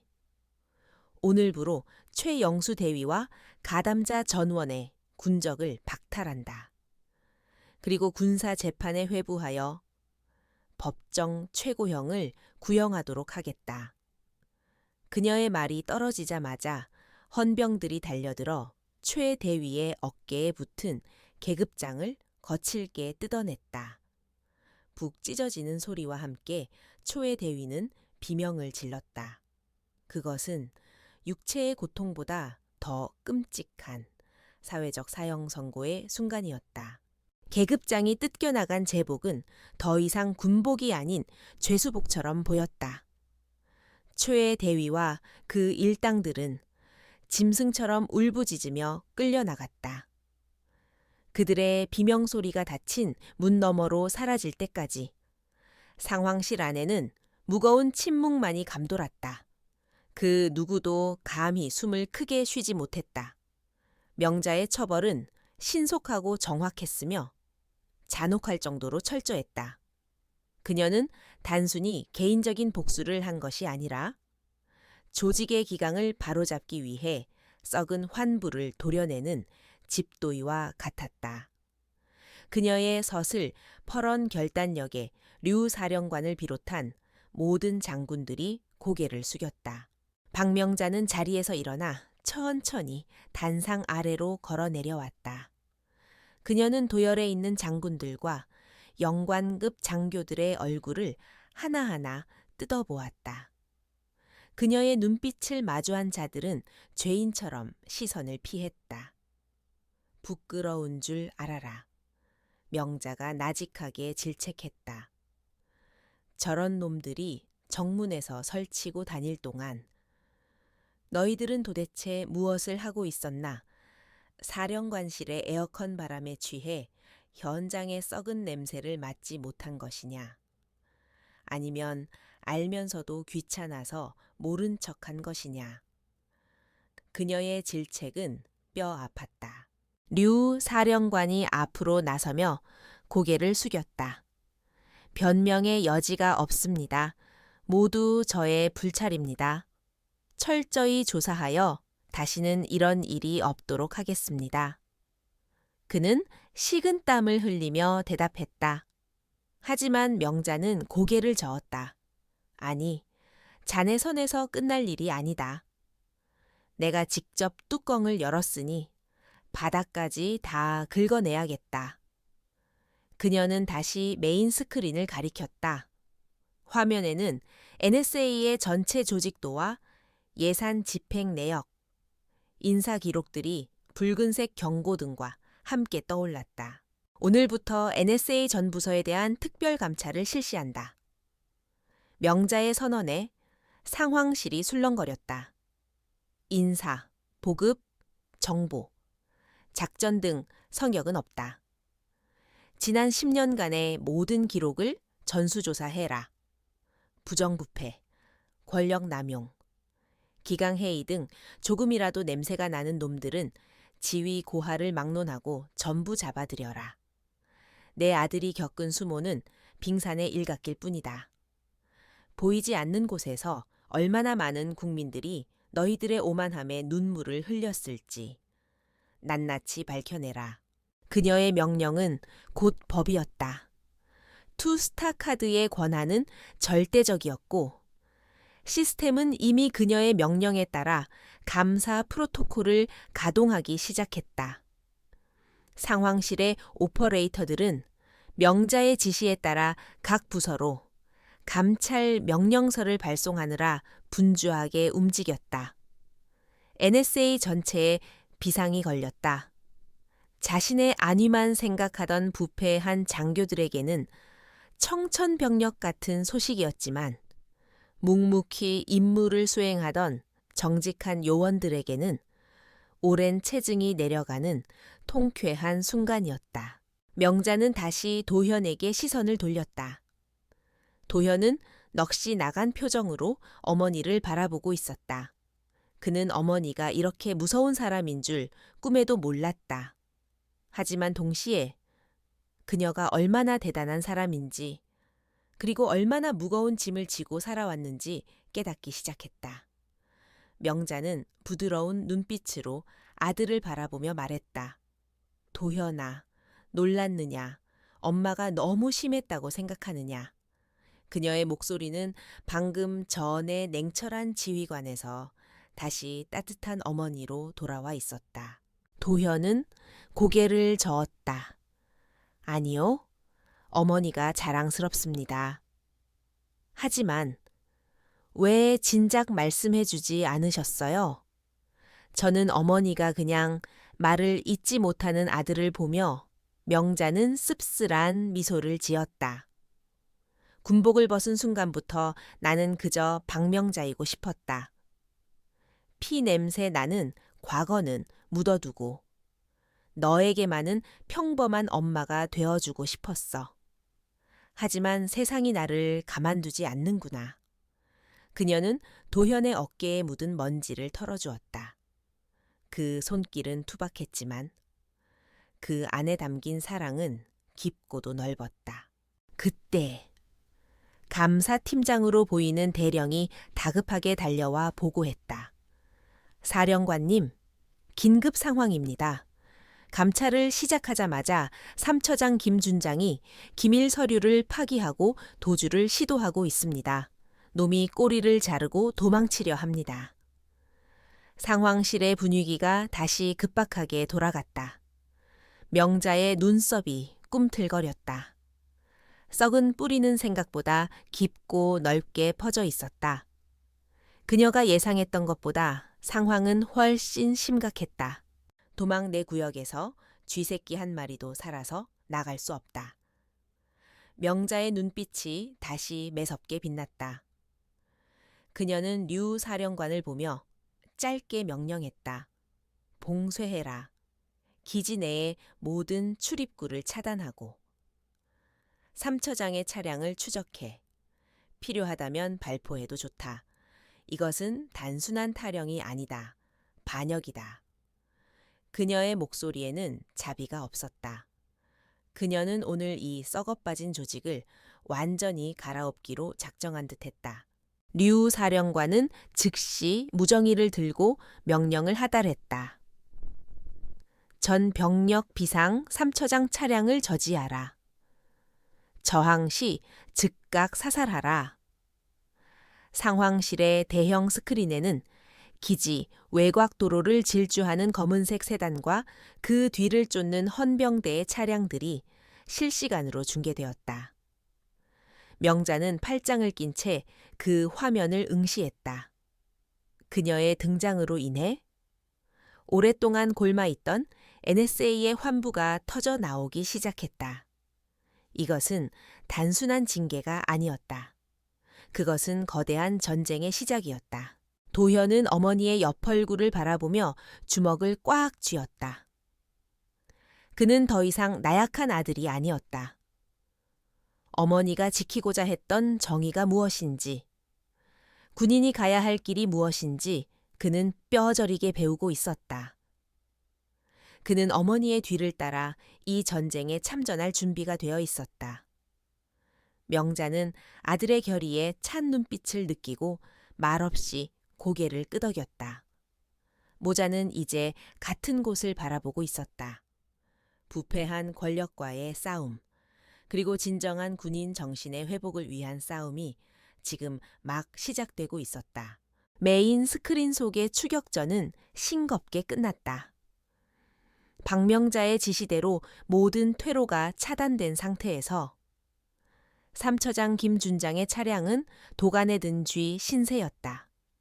헌병대의 장갑차들이 그의 세단을 들이받아 강제로 정지시켰고 무장한 요원들이 차량 유리를 깨고 그를 끌어내렸다. 바닥에 처박힌 김준장은 반역자라는 오명을 쓰고 비참하게 연행되었다. 상황실 안의 모든 장교들은 그 광경을 숨죽여 지켜보았다. 한때 NSA의 실세 중 하나였던 자의 몰락은 순식간이었다. 박명자는 그 모습을 보며 혀를 찼다. 그녀에게 배신자는 적군보다 더 역겨운 존재였다. 그녀의 단호한 처결은 상황실의 공기를 더욱 무겁게 짓눌렀다. 김준장이 끌려나간 후 박명자는 마이크를 잡고 상황실에 남은 인원들을 둘러보았다.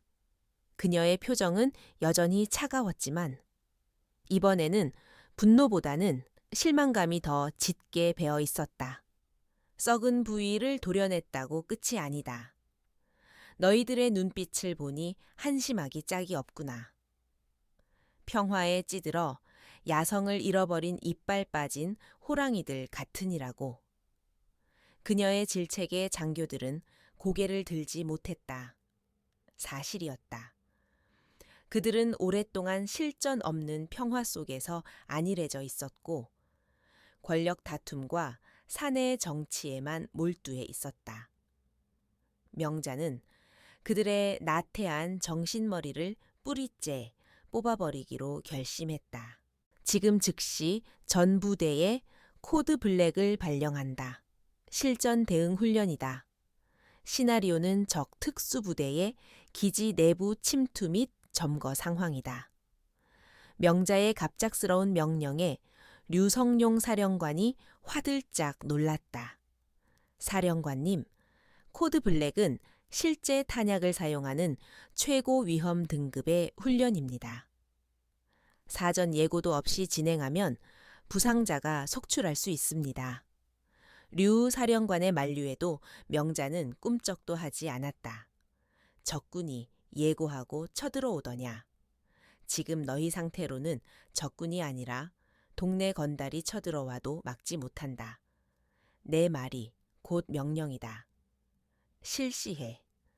그녀의 호통의 상황실은 다시 분주하게 움직이기 시작했다. 사이렌 소리가 기지 전체를 뒤흔들었다. 평온하던 내무반에서 휴식을 취하던 병사들은 혼비백산하여 군장을 꾸리고 뛰쳐나왔다. 연병장 곳곳에서 연막탄이 터지고 가상 적군 역할을 맡은 교관들이 공포탄과 페인트탄을 난사하며 기습을 감행했다. NSA 본부는 순식간에 아수라장으로 변했다. 이것은 보여주기식 훈련이 아니었다. 명자가 직접 설계한 숨 쉴 틈도 주지 않는 지옥의 레이스였다. 장교들은 무정의를 붙잡고 고함을 질러댔고 병사들은 최루가스 속에서 콜록거리며 방독면을 찾아 헤맸다. 제목 그대로 부대 전체가 완전히 뒤집어진 상황이었다. 박명자는 상황실의 전술 지도로 훈련 상황을 모니터링하며 지시를 내렸다.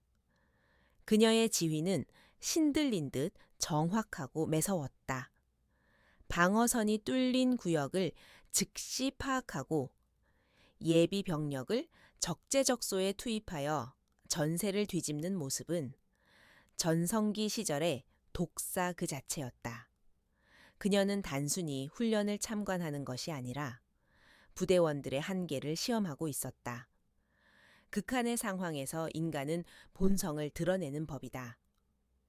그녀는 누가 진짜 군인이고 누가 겁쟁이인지 가려내고 있었다. 스크린 속에서 허둥지둥대는 병사들을 보며 그녀는 쓴소리를 아끼지 않았다. 그때 김도현 중사가 조용히 명자 앞으로 다가왔다. 그는 군장을 갖추고 소총을 맨 상태였다. 어머니, 아니, 사령관님, 저도 훈련에 참가하겠습니다. 도현의 눈빛은 결의에 차 있었다. 류 사령관이 기겁하며 그를 말렸다. 김 중사, 자네는 열외일세, 사령관님의 아들인데 혹시라도 다치면 류 사령관은 명자의 눈치를 보며 도현을 보호하려 했다. 하지만 도현은 고개를 저었다. 저는 사령관님의 아들이기 전에 이 부대의 부사관입니다. 동료들이 땀 흘리는데 저만 편안히 있을 수는 없습니다. 도현의 목소리는 단호했다. 명자는 그런 아들을 물끄러미 바라보았다. 그녀의 눈매가 부드럽게 휘어졌다. 그녀가 원하던 대답이었다. 만약 도현이 어머니의 권력을 믿고 뒤로 숨으려 했다면 그녀는 아들에게 큰 실망을 했을 터였다. 류 사령관, 막지 마라. 군인에게 계급 외에 다른 특권은 없다. 내 아들이라고 해서 총알이 피해 가지 않는다. 명자는 도현의 어깨를 두드리며 말했다. 가서 보여줘라. 네가 누구 아들인지가 아니라 김도현이라는 군인이 어떤 사람인지 증명해봐라. 그것은 어머니로서 줄 수 있는 가장 큰 격려이자 엄한 숙제였다. 도현은 경례를 붙이고 상황실을 뛰쳐나갔다. 훈련장은 말 그대로 생지옥이었다. 최루가스가 자욱하게 깔려 시야를 확보하기 어려웠고 사방에서 모의 폭발음이 고막을 때렸다. 도현은 소속 소대로 복귀하여 전우들과 합류했다. 동료들은 도현을 보고 놀란 눈치였다. 사령관의 아들이라는 사실이 밝혀진 마당에 당연히 따뜻한 상황실에서 쉴 줄 알았던 것이다. 하지만 흙먼지를 뒤집어쓰고 달려온 도현을 보며 그들의 눈빛은 경계심에서 동료애로 바뀌었다. 중사님, 3구역 방어선이 무너졌습니다. 지원이 필요합니다. 소대원이 다급하게 외쳤다. 도현은 즉시 지휘권을 인수받았다. 그는 평소 조용하고 눈에 띄지 않는 성격이었지만 위기 상황에서는 놀라운 침착함을 발휘했다. 어머니에게 물려받은 피는 속일 수 없었다. 그는 지형지물을 이용하여 소대원들을 안전한 곳으로 대피시키는 동시에 우회로를 통해 가상 적군의 측면을 타격할 계획을 세웠다. 1분대 연막탄 투척 후 정면으로 시선을 끈다. 2분대 나를 따라 배수로를 통해 뒤를 친다. 신속하게 움직여 도현의 목소리에는 거부할 수 없는 힘이 실려 있었다. 배수로는 좁고 어두웠으며 악취가 진동했다. 도현과 2분대원들은 진흙탕을 기어가며 숨소리를 죽였다. 도현은 선두에 서서 거침없이 나아갔다. 그는 이 부대에서 수년간 근무하며 구석구석 모르는 길이 없었다. 다른 엘리트들이 작전 지도에만 의존할 때 그는 몸으로 익힌 감각을 믿었다. 마침내 적군의 후방에 도달한 도현은 수신호로 공격 명령을 내렸다. 지금이다 쏴라. 2분대원들이 일제히 사격을 개시하자. 무방비 상태였던 적군 교관팀은 당황하여 우왕좌왕했다. 상황실의 대형 스크린을 통해 이 장면을 지켜보던 장교들이 탄성을 질렀다. 호, 저 배수로를 이용할 줄은 몰랐는데 전술적으로 아주 훌륭한 판단입니다. 작전 참모가 감탄하며 말했다. 류 사령관 역시 흐뭇한 표정으로 고개를 끄덕였다. 역시 피는 못 속이는군요. 교관님. 아니, 사령관님의 젊은 시절을 보는 것 같습니다. 명자는 팔짱을 낀 채 무표정하게 화면을 응시했지만 그녀의 눈동자 속에는 깊은 자부심이 일렁이고 있었다. 아들은 그녀의 그늘 아래서 보호받는 존재가 아니라 스스로 빛을 낼 줄 아는 보석이었다. 도현의 활약으로 소대는 위기를 넘기고 방역에 성공했다. 가상 적군을 제압하고 목표 지점을 탈환하자. 종료 호각 소리가 울려 퍼졌다. 훈련 종료 전 병력. 연병장으로 집합 지옥 같았던 3시간의 훈련이 끝났다. 병사들은 녹초가 되어 바닥에 주저앉았지만 그들의 표정은 훈련 시작 전보다 훨씬 살아있었다. 극한의 고통을 함께 이겨낸 전우회가 그들을 하나로 묶어주었다. 도현은 헬멧을 벗고 땀에 젖은 머리를 쓸어 넘겼다. 온몸이 쑤시고 아팠지만 가슴속에는 뜨거운 무언가가 차올랐다. 연병장에 집합한 병사들 앞으로 박명자가 걸어 나왔다. 그녀는 더 이상 촌부의 모습이 아니었다. 누군가가 가져다 준 정복 재킷을 어깨에 걸친 그녀는 수천 명의 병력을 호령하는 사령관의 위엄을 완벽하게 갖추고 있었다. 병사들은 그녀를 경외의 눈빛으로 바라보았다. 전설적인 영웅이 자신들의 훈련을 지켜봤다는 사실만으로도 사기가 충천해 있었다. 명자는 단상에 올라 마이크를 잡았다. 그녀의 시선은 흙투성이가 된 채 맨 앞줄에 서 있는 아들 도현에게 잠시 머물렀다. 오늘 훈련은 엉망이었다. 명자의 첫마디는 혹평이었다. 반응 속도는 느렸고 통신은 두절되었으며 개인 전술은 형편없었다. 병사들은 긴장하며 마른 침을 삼켰다. 하지만 명자는 잠시 뜸을 들였다. 마지막 반격은 제법 봐줄만 했다. 위기 상황에서 지휘관을 믿고 하나로 뭉친 전우회. 그것만이 오늘 내가 발견한 유일한 희망이다. 그녀의 칭찬 아닌 칭찬에 병사들의 얼굴에 안도감이 스쳐 지나갔다. 그녀는 초의 대위 사건으로 인해 땅에 떨어진 사기를 다시 끌어올리는 방법을 정확히 알고 있었다. 트여키 3소대의 측면 돌파 작전은 교범에 실어도 될 만큼 훌륭했다. 지휘관이 누구인가 명자가 짐짓 모르는 척 물었다. 도연이 큰 소리로 대답하며 앞으로 나섰다. 중사 김도연 접니다. 그의 목소리는 당당했고 눈빛은 흔들림이 없었다. 명자는 아들 앞으로 다가갔다. 진흙으로 범벅이 된 군복, 땀과 흙먼지로 얼룩진 얼굴. 하지만 그 어느 때보다 듬직해 보이는 아들의 모습이었다. 명자는 손을 뻗어 도현의 옷깃을 정리해 주었다. 이번에는 사령관이 아닌 어머니의 손길이었다. 고생했다. 훌륭한 군인이구나. 명자의 짧은 한마디에 도현의 눈시울이 붉어졌다. 그는 평생 어머니에게 인정받고 싶었다. 가난하고 힘없는 어머니가 부끄러웠던 적도 있었지만 사실 그는 어머니에게 자랑스러운 아들이 되고 싶어 군인의 길을 택했었다. 오늘 그는 어머니의 거대한 그늘에서 벗어나 자신의 힘으로 그 인정을 받아냈다. 주변의 병사들과 간부들이 도현을 향해 뜨거운 박수를 보냈다. 그것은 사령관의 아들이라서가 아니라 함께 뒹굴며 땀 흘린 전우에 대한 진심 어린 존경의 박수였다. 해가 저물고 부대의 어둠이 깔리기 시작했다.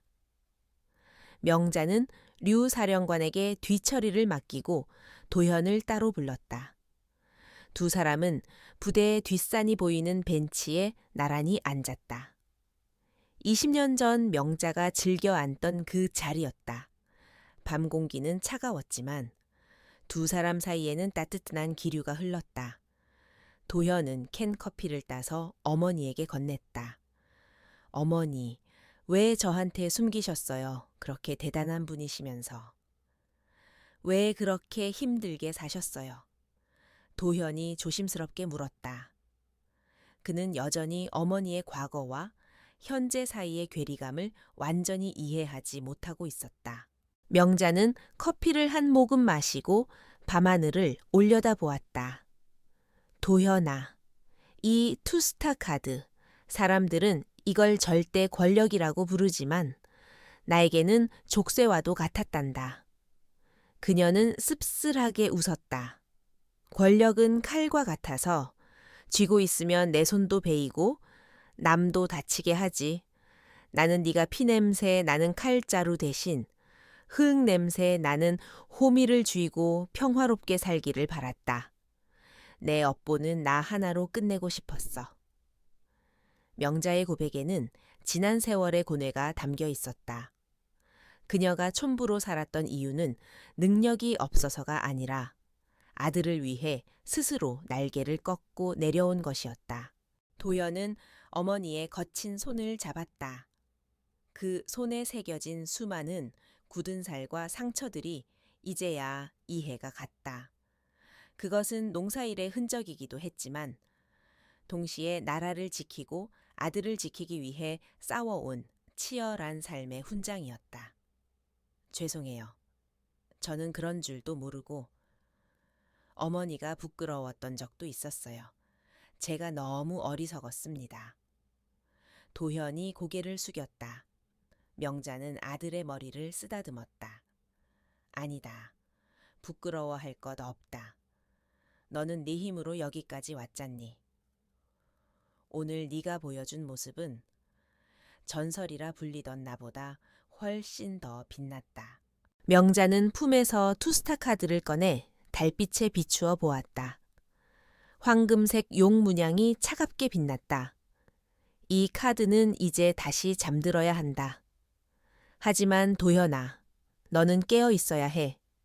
세상이 아무리 너를 흔들고 억압해도 네 안에 있는 단단한 심지, 그 정의감만은 잃지 말아라.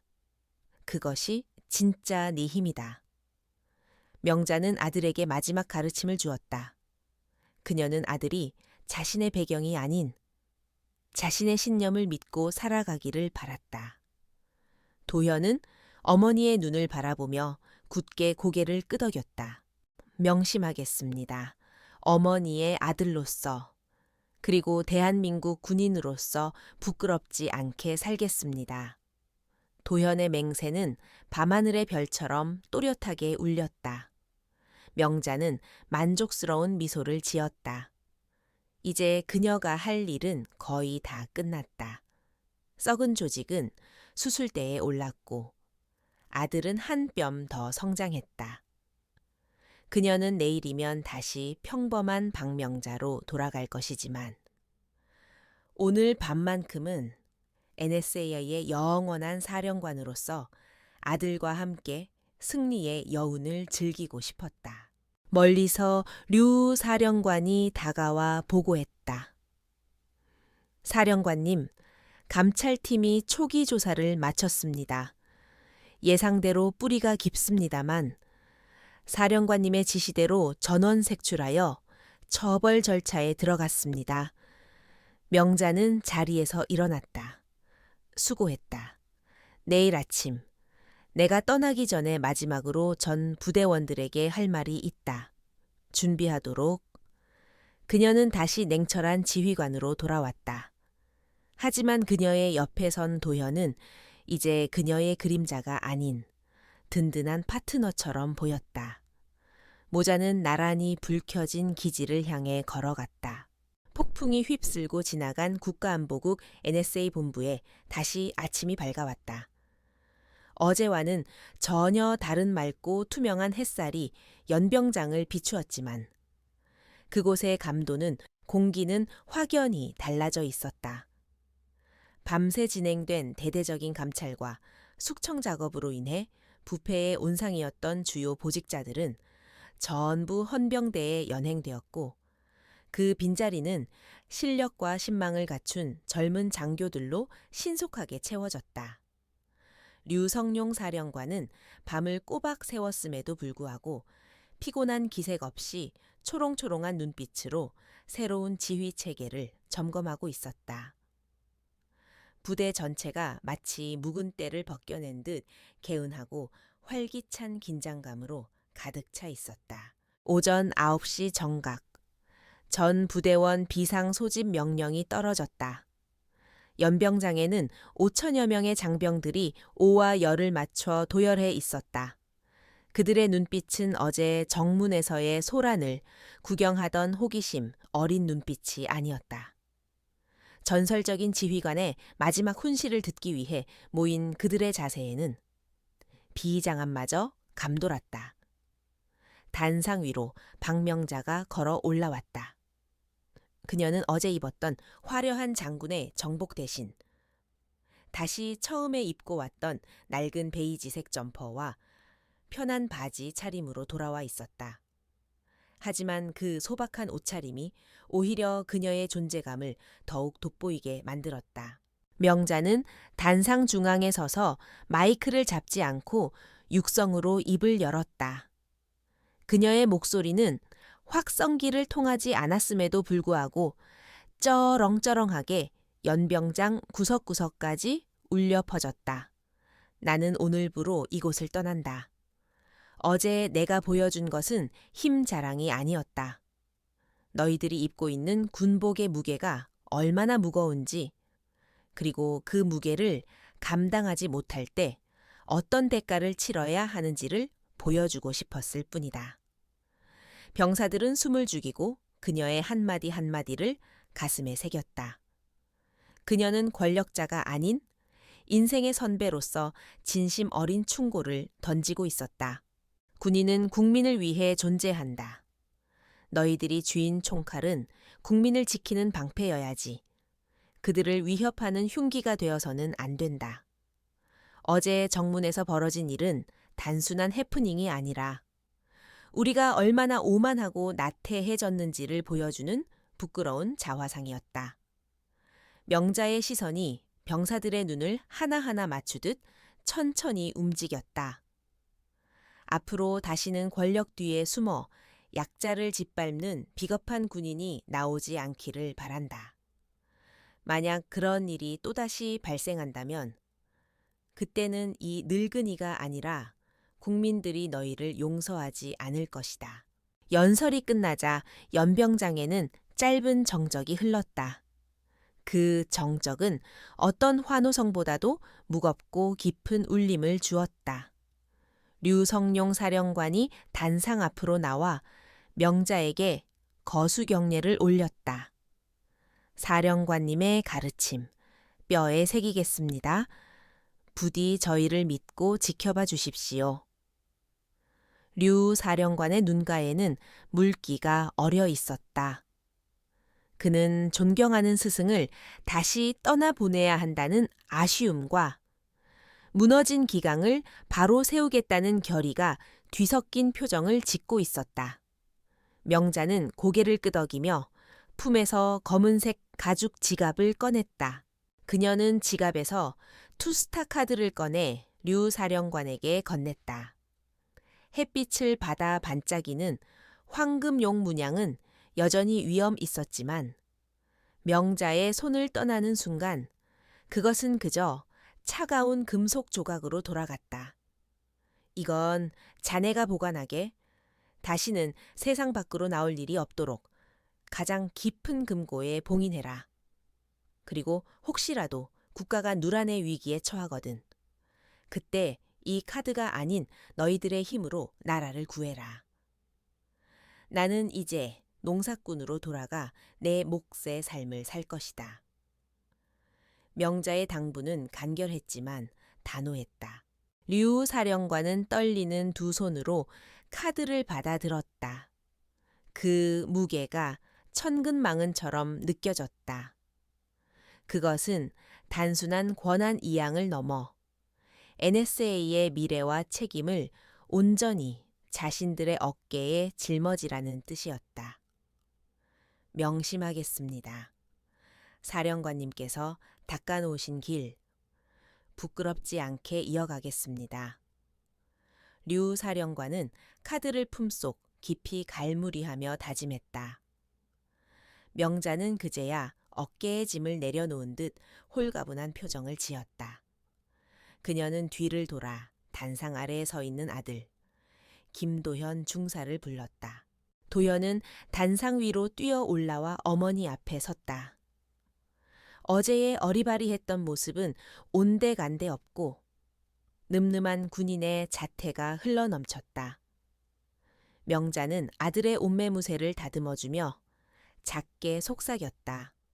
도현아, 이제 엄마는 간다. 너는 네 자리에서 최선을 다해라. 밥거르지 말고 힘들면 언제든 전화하고. 그리고 명자는 잠시 뜸을 들이다가 장난스럽게 웃었다. 김치 떨어지면 말해라. 이번에는 택배로 보내마. 괜히 또 면회 왔다가 부대에 뒤집어 놓기 싫으니까. 도현은 어머니의 농담에 울다가 웃었다. 그는 어머니를 와락 껴안았다. 흙 냄새와 로션 냄새가 섞인 어머니의 품은 언제나처럼 따뜻하고 포근했다. 건강하세요. 어머니. 그리고 죄송했습니다. 그리고 존경합니다. 도현의 진심 어린 고백에 명자는 아들의 등을 토닥여 주었다. 모자간의 짧지만 강렬한 작별 인사는 지켜보는 이들의 가슴을 뭉클하게 만들었다. 그것은 영웅과 부하의 작별이 아닌 세상에서 가장 평범하고 애틋한 모자의 이별이었다.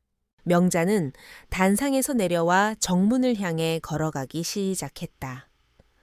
별도의 의전 차량이나 호위 병력은 없었다. 그녀는 처음 올 때처럼 뚜벅뚜벅 자신의 두 다리로 걸어 나갔다. 류 사령관과 참모들이 뒤따르려 했지만 그녀는 손을 들어 제지했다. 배웅은 필요 없다. 일들 봐라. 그녀의 뒷모습은 쓸쓸하기보다는 자유로워 보였다. 거대한 권력을 손에 쥐었다가 미련 없이 놓고 떠나는 자만이 가질 수 있는 초월적인 뒷모습이었다. 그녀가 정문에 다다랐을 때 놀라운 광경이 펼쳐졌다. 정문 근무를 서던 병사들뿐만 아니라 연병장에 있던 5,000명의 장병들이 약속이나 한 듯 일제히 그녀를 향해 돌아섰다. 그리고 지휘관의 구호도 없이 전원이 동시에 거수경례를 붙였다. 필승, 수천 명의 목소리가 합쳐져 하늘을 찔렀다. 그것은 규정에 의한 경례가 아니라 마음에서 우러나오는 진정한 존경의 표시였다. 명자는 잠시 멈칫하더니 뒤를 돌아보지 않고 오른손을 들어 가볍게 흔들어 보였다. 쿨하고 멋진 그녀다운 작별 인사였다. 정문 밖에는 그녀가 타고 갈 시외버스가 기다리고 있었다. 명자는 버스에 올라타 창가 자리에 앉았다. 차창 밖으로 보이는 NSA의 높은 담벼락과 철조망이 서서히 멀어져 갔다. 그녀는 깊은 한숨을 내쉬었다. 20년 만의 외출은 생각보다 훨씬 요란했고 피곤했다. 하지만 후회는 없었다. 썩은 고름을 짜냈고 아들의 성장을 확인했으니 그것으로 충분했다. 그녀는 주머니에서 꼬깃꼬깃해진 사탕 하나를 꺼내 입에 넣었다. 달콤한 맛이 입안 가득 퍼지며 긴장을 풀어주었다. 계절이 바뀌어 어느덧 겨울이 찾아왔다. NSA는 몰라보게 달라져 있었다. 류성룡 사령관의 지휘 아래 강도 높은 개혁이 이루어졌고 실전 위주의 훈련이 정착되었다.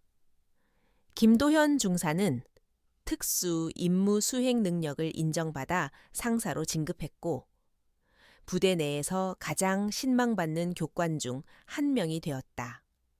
그는 더 이상 사령관의 아들이라는 꼬리표에 기대지 않았다. 오히려 그 배경이 자신에게 더 엄격한 기준이 됨을 알기에 누구보다 성실하고 모범적으로 군 생활에 임했다. 동료들은 그를 진정한 에이스로 인정했다. 어느 눈 내리는 오후, 강원도 산골의 작은 농가주택. 박명자는 마당에 쌓인 눈을 쓸고 있었다. 그녀의 움직임은 여전히 날렵했고 빗자루질 한 번에도 절도가 있었다. 잠시 허리를 펴고 땀을 닦던 그녀의 시선이 마을 입구로 향했다. 검은색 세단 한 대가 눈길을 헤치고 힘겹게 올라오고 있었다. 명자는 그 차가 누구의 것인지 단번에 알아차렸다. 류성룡이었다. 그녀는 쯧쯧 혀를 차며 빗자루를 내려놓았다.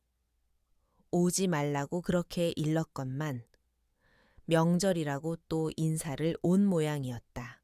류 사령관은 차에서 내려 명자에게 달려왔다. 그는 양손 가득 선물 세트를 들고 있었다. 사령관님? 아니, 누님 건강하셨습니까? 류 사령관이 사람 좋게 웃으며 너스레를 떨었다. 명자는 눈을 흘기면서도 입게는 미소를 감추지 못했다.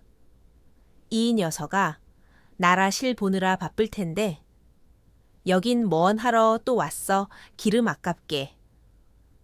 그녀의 타박에도 류 사령관은 굴하지 않고 마당으로 들어섰다. 도현이 녀석이 안부 전해달랍니다. 요즘 아주 날아다닙니다. 제가 다 뿌듯합니다.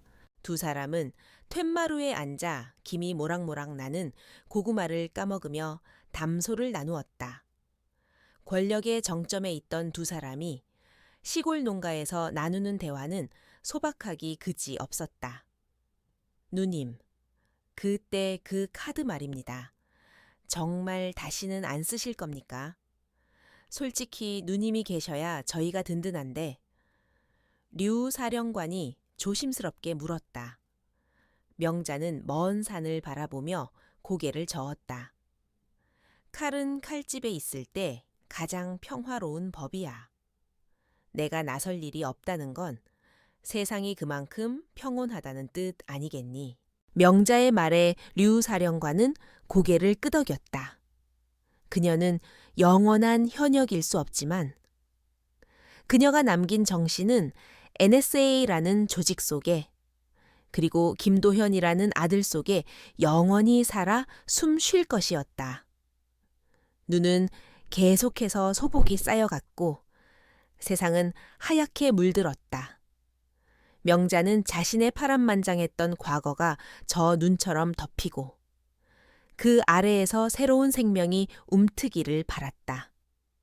그녀는 이제 전설 속의 독사가 아니라 아들을 사랑하고 땅을 사랑하는 박명자로 남은 생을 살아갈 것이었다. 류 사령관이 돌아간 후 명자는 방으로 들어와 낡은 서랍장을 열었다. 그 안에는 아들이 첫 월급으로 사준 빨간 내복과 빛바랜 군복 사진 한 장이 나란히 놓여 있었다. 사진 속의 젊은 명자는 강렬한 눈빛으로 정면을 응시하고 있었다. 그녀는 사진을 쓰다듬으며 혼잣말을 했다. 고생했다. 박명자, 이제 좀 쉬어도 되겠다. 그녀는 서랍을 닫고 따뜻한 아래목에 누워 눈을 감았다. 창밖의 바람소리가 자장가처럼 들려왔다. 국가는 위기 때마다 영웅을 찾지만 진정한 영웅은 평범한 일상 속에 숨어 있다가 가장 필요한 순간에 빛을 발한다. 박명자가 남긴 투스타의 전설은 NSA의 지하, 벙커 기록실에 영구 보존되었지만 그녀가 진정으로 남긴 유산은 권력이 아닌 책임감, 그리고 사랑이었다. NSA 정문 앞을 지키는 어린 병사들의 눈빛이 그 어느 때보다 맑고 강인해 보였다. 그것으로 충분했다. 이야기는 끝났지만 그들의 삶은 계속될 것이다. 정의와 명예가 살아있는 한 투스타의 전설은 영원히 기억될 것이다.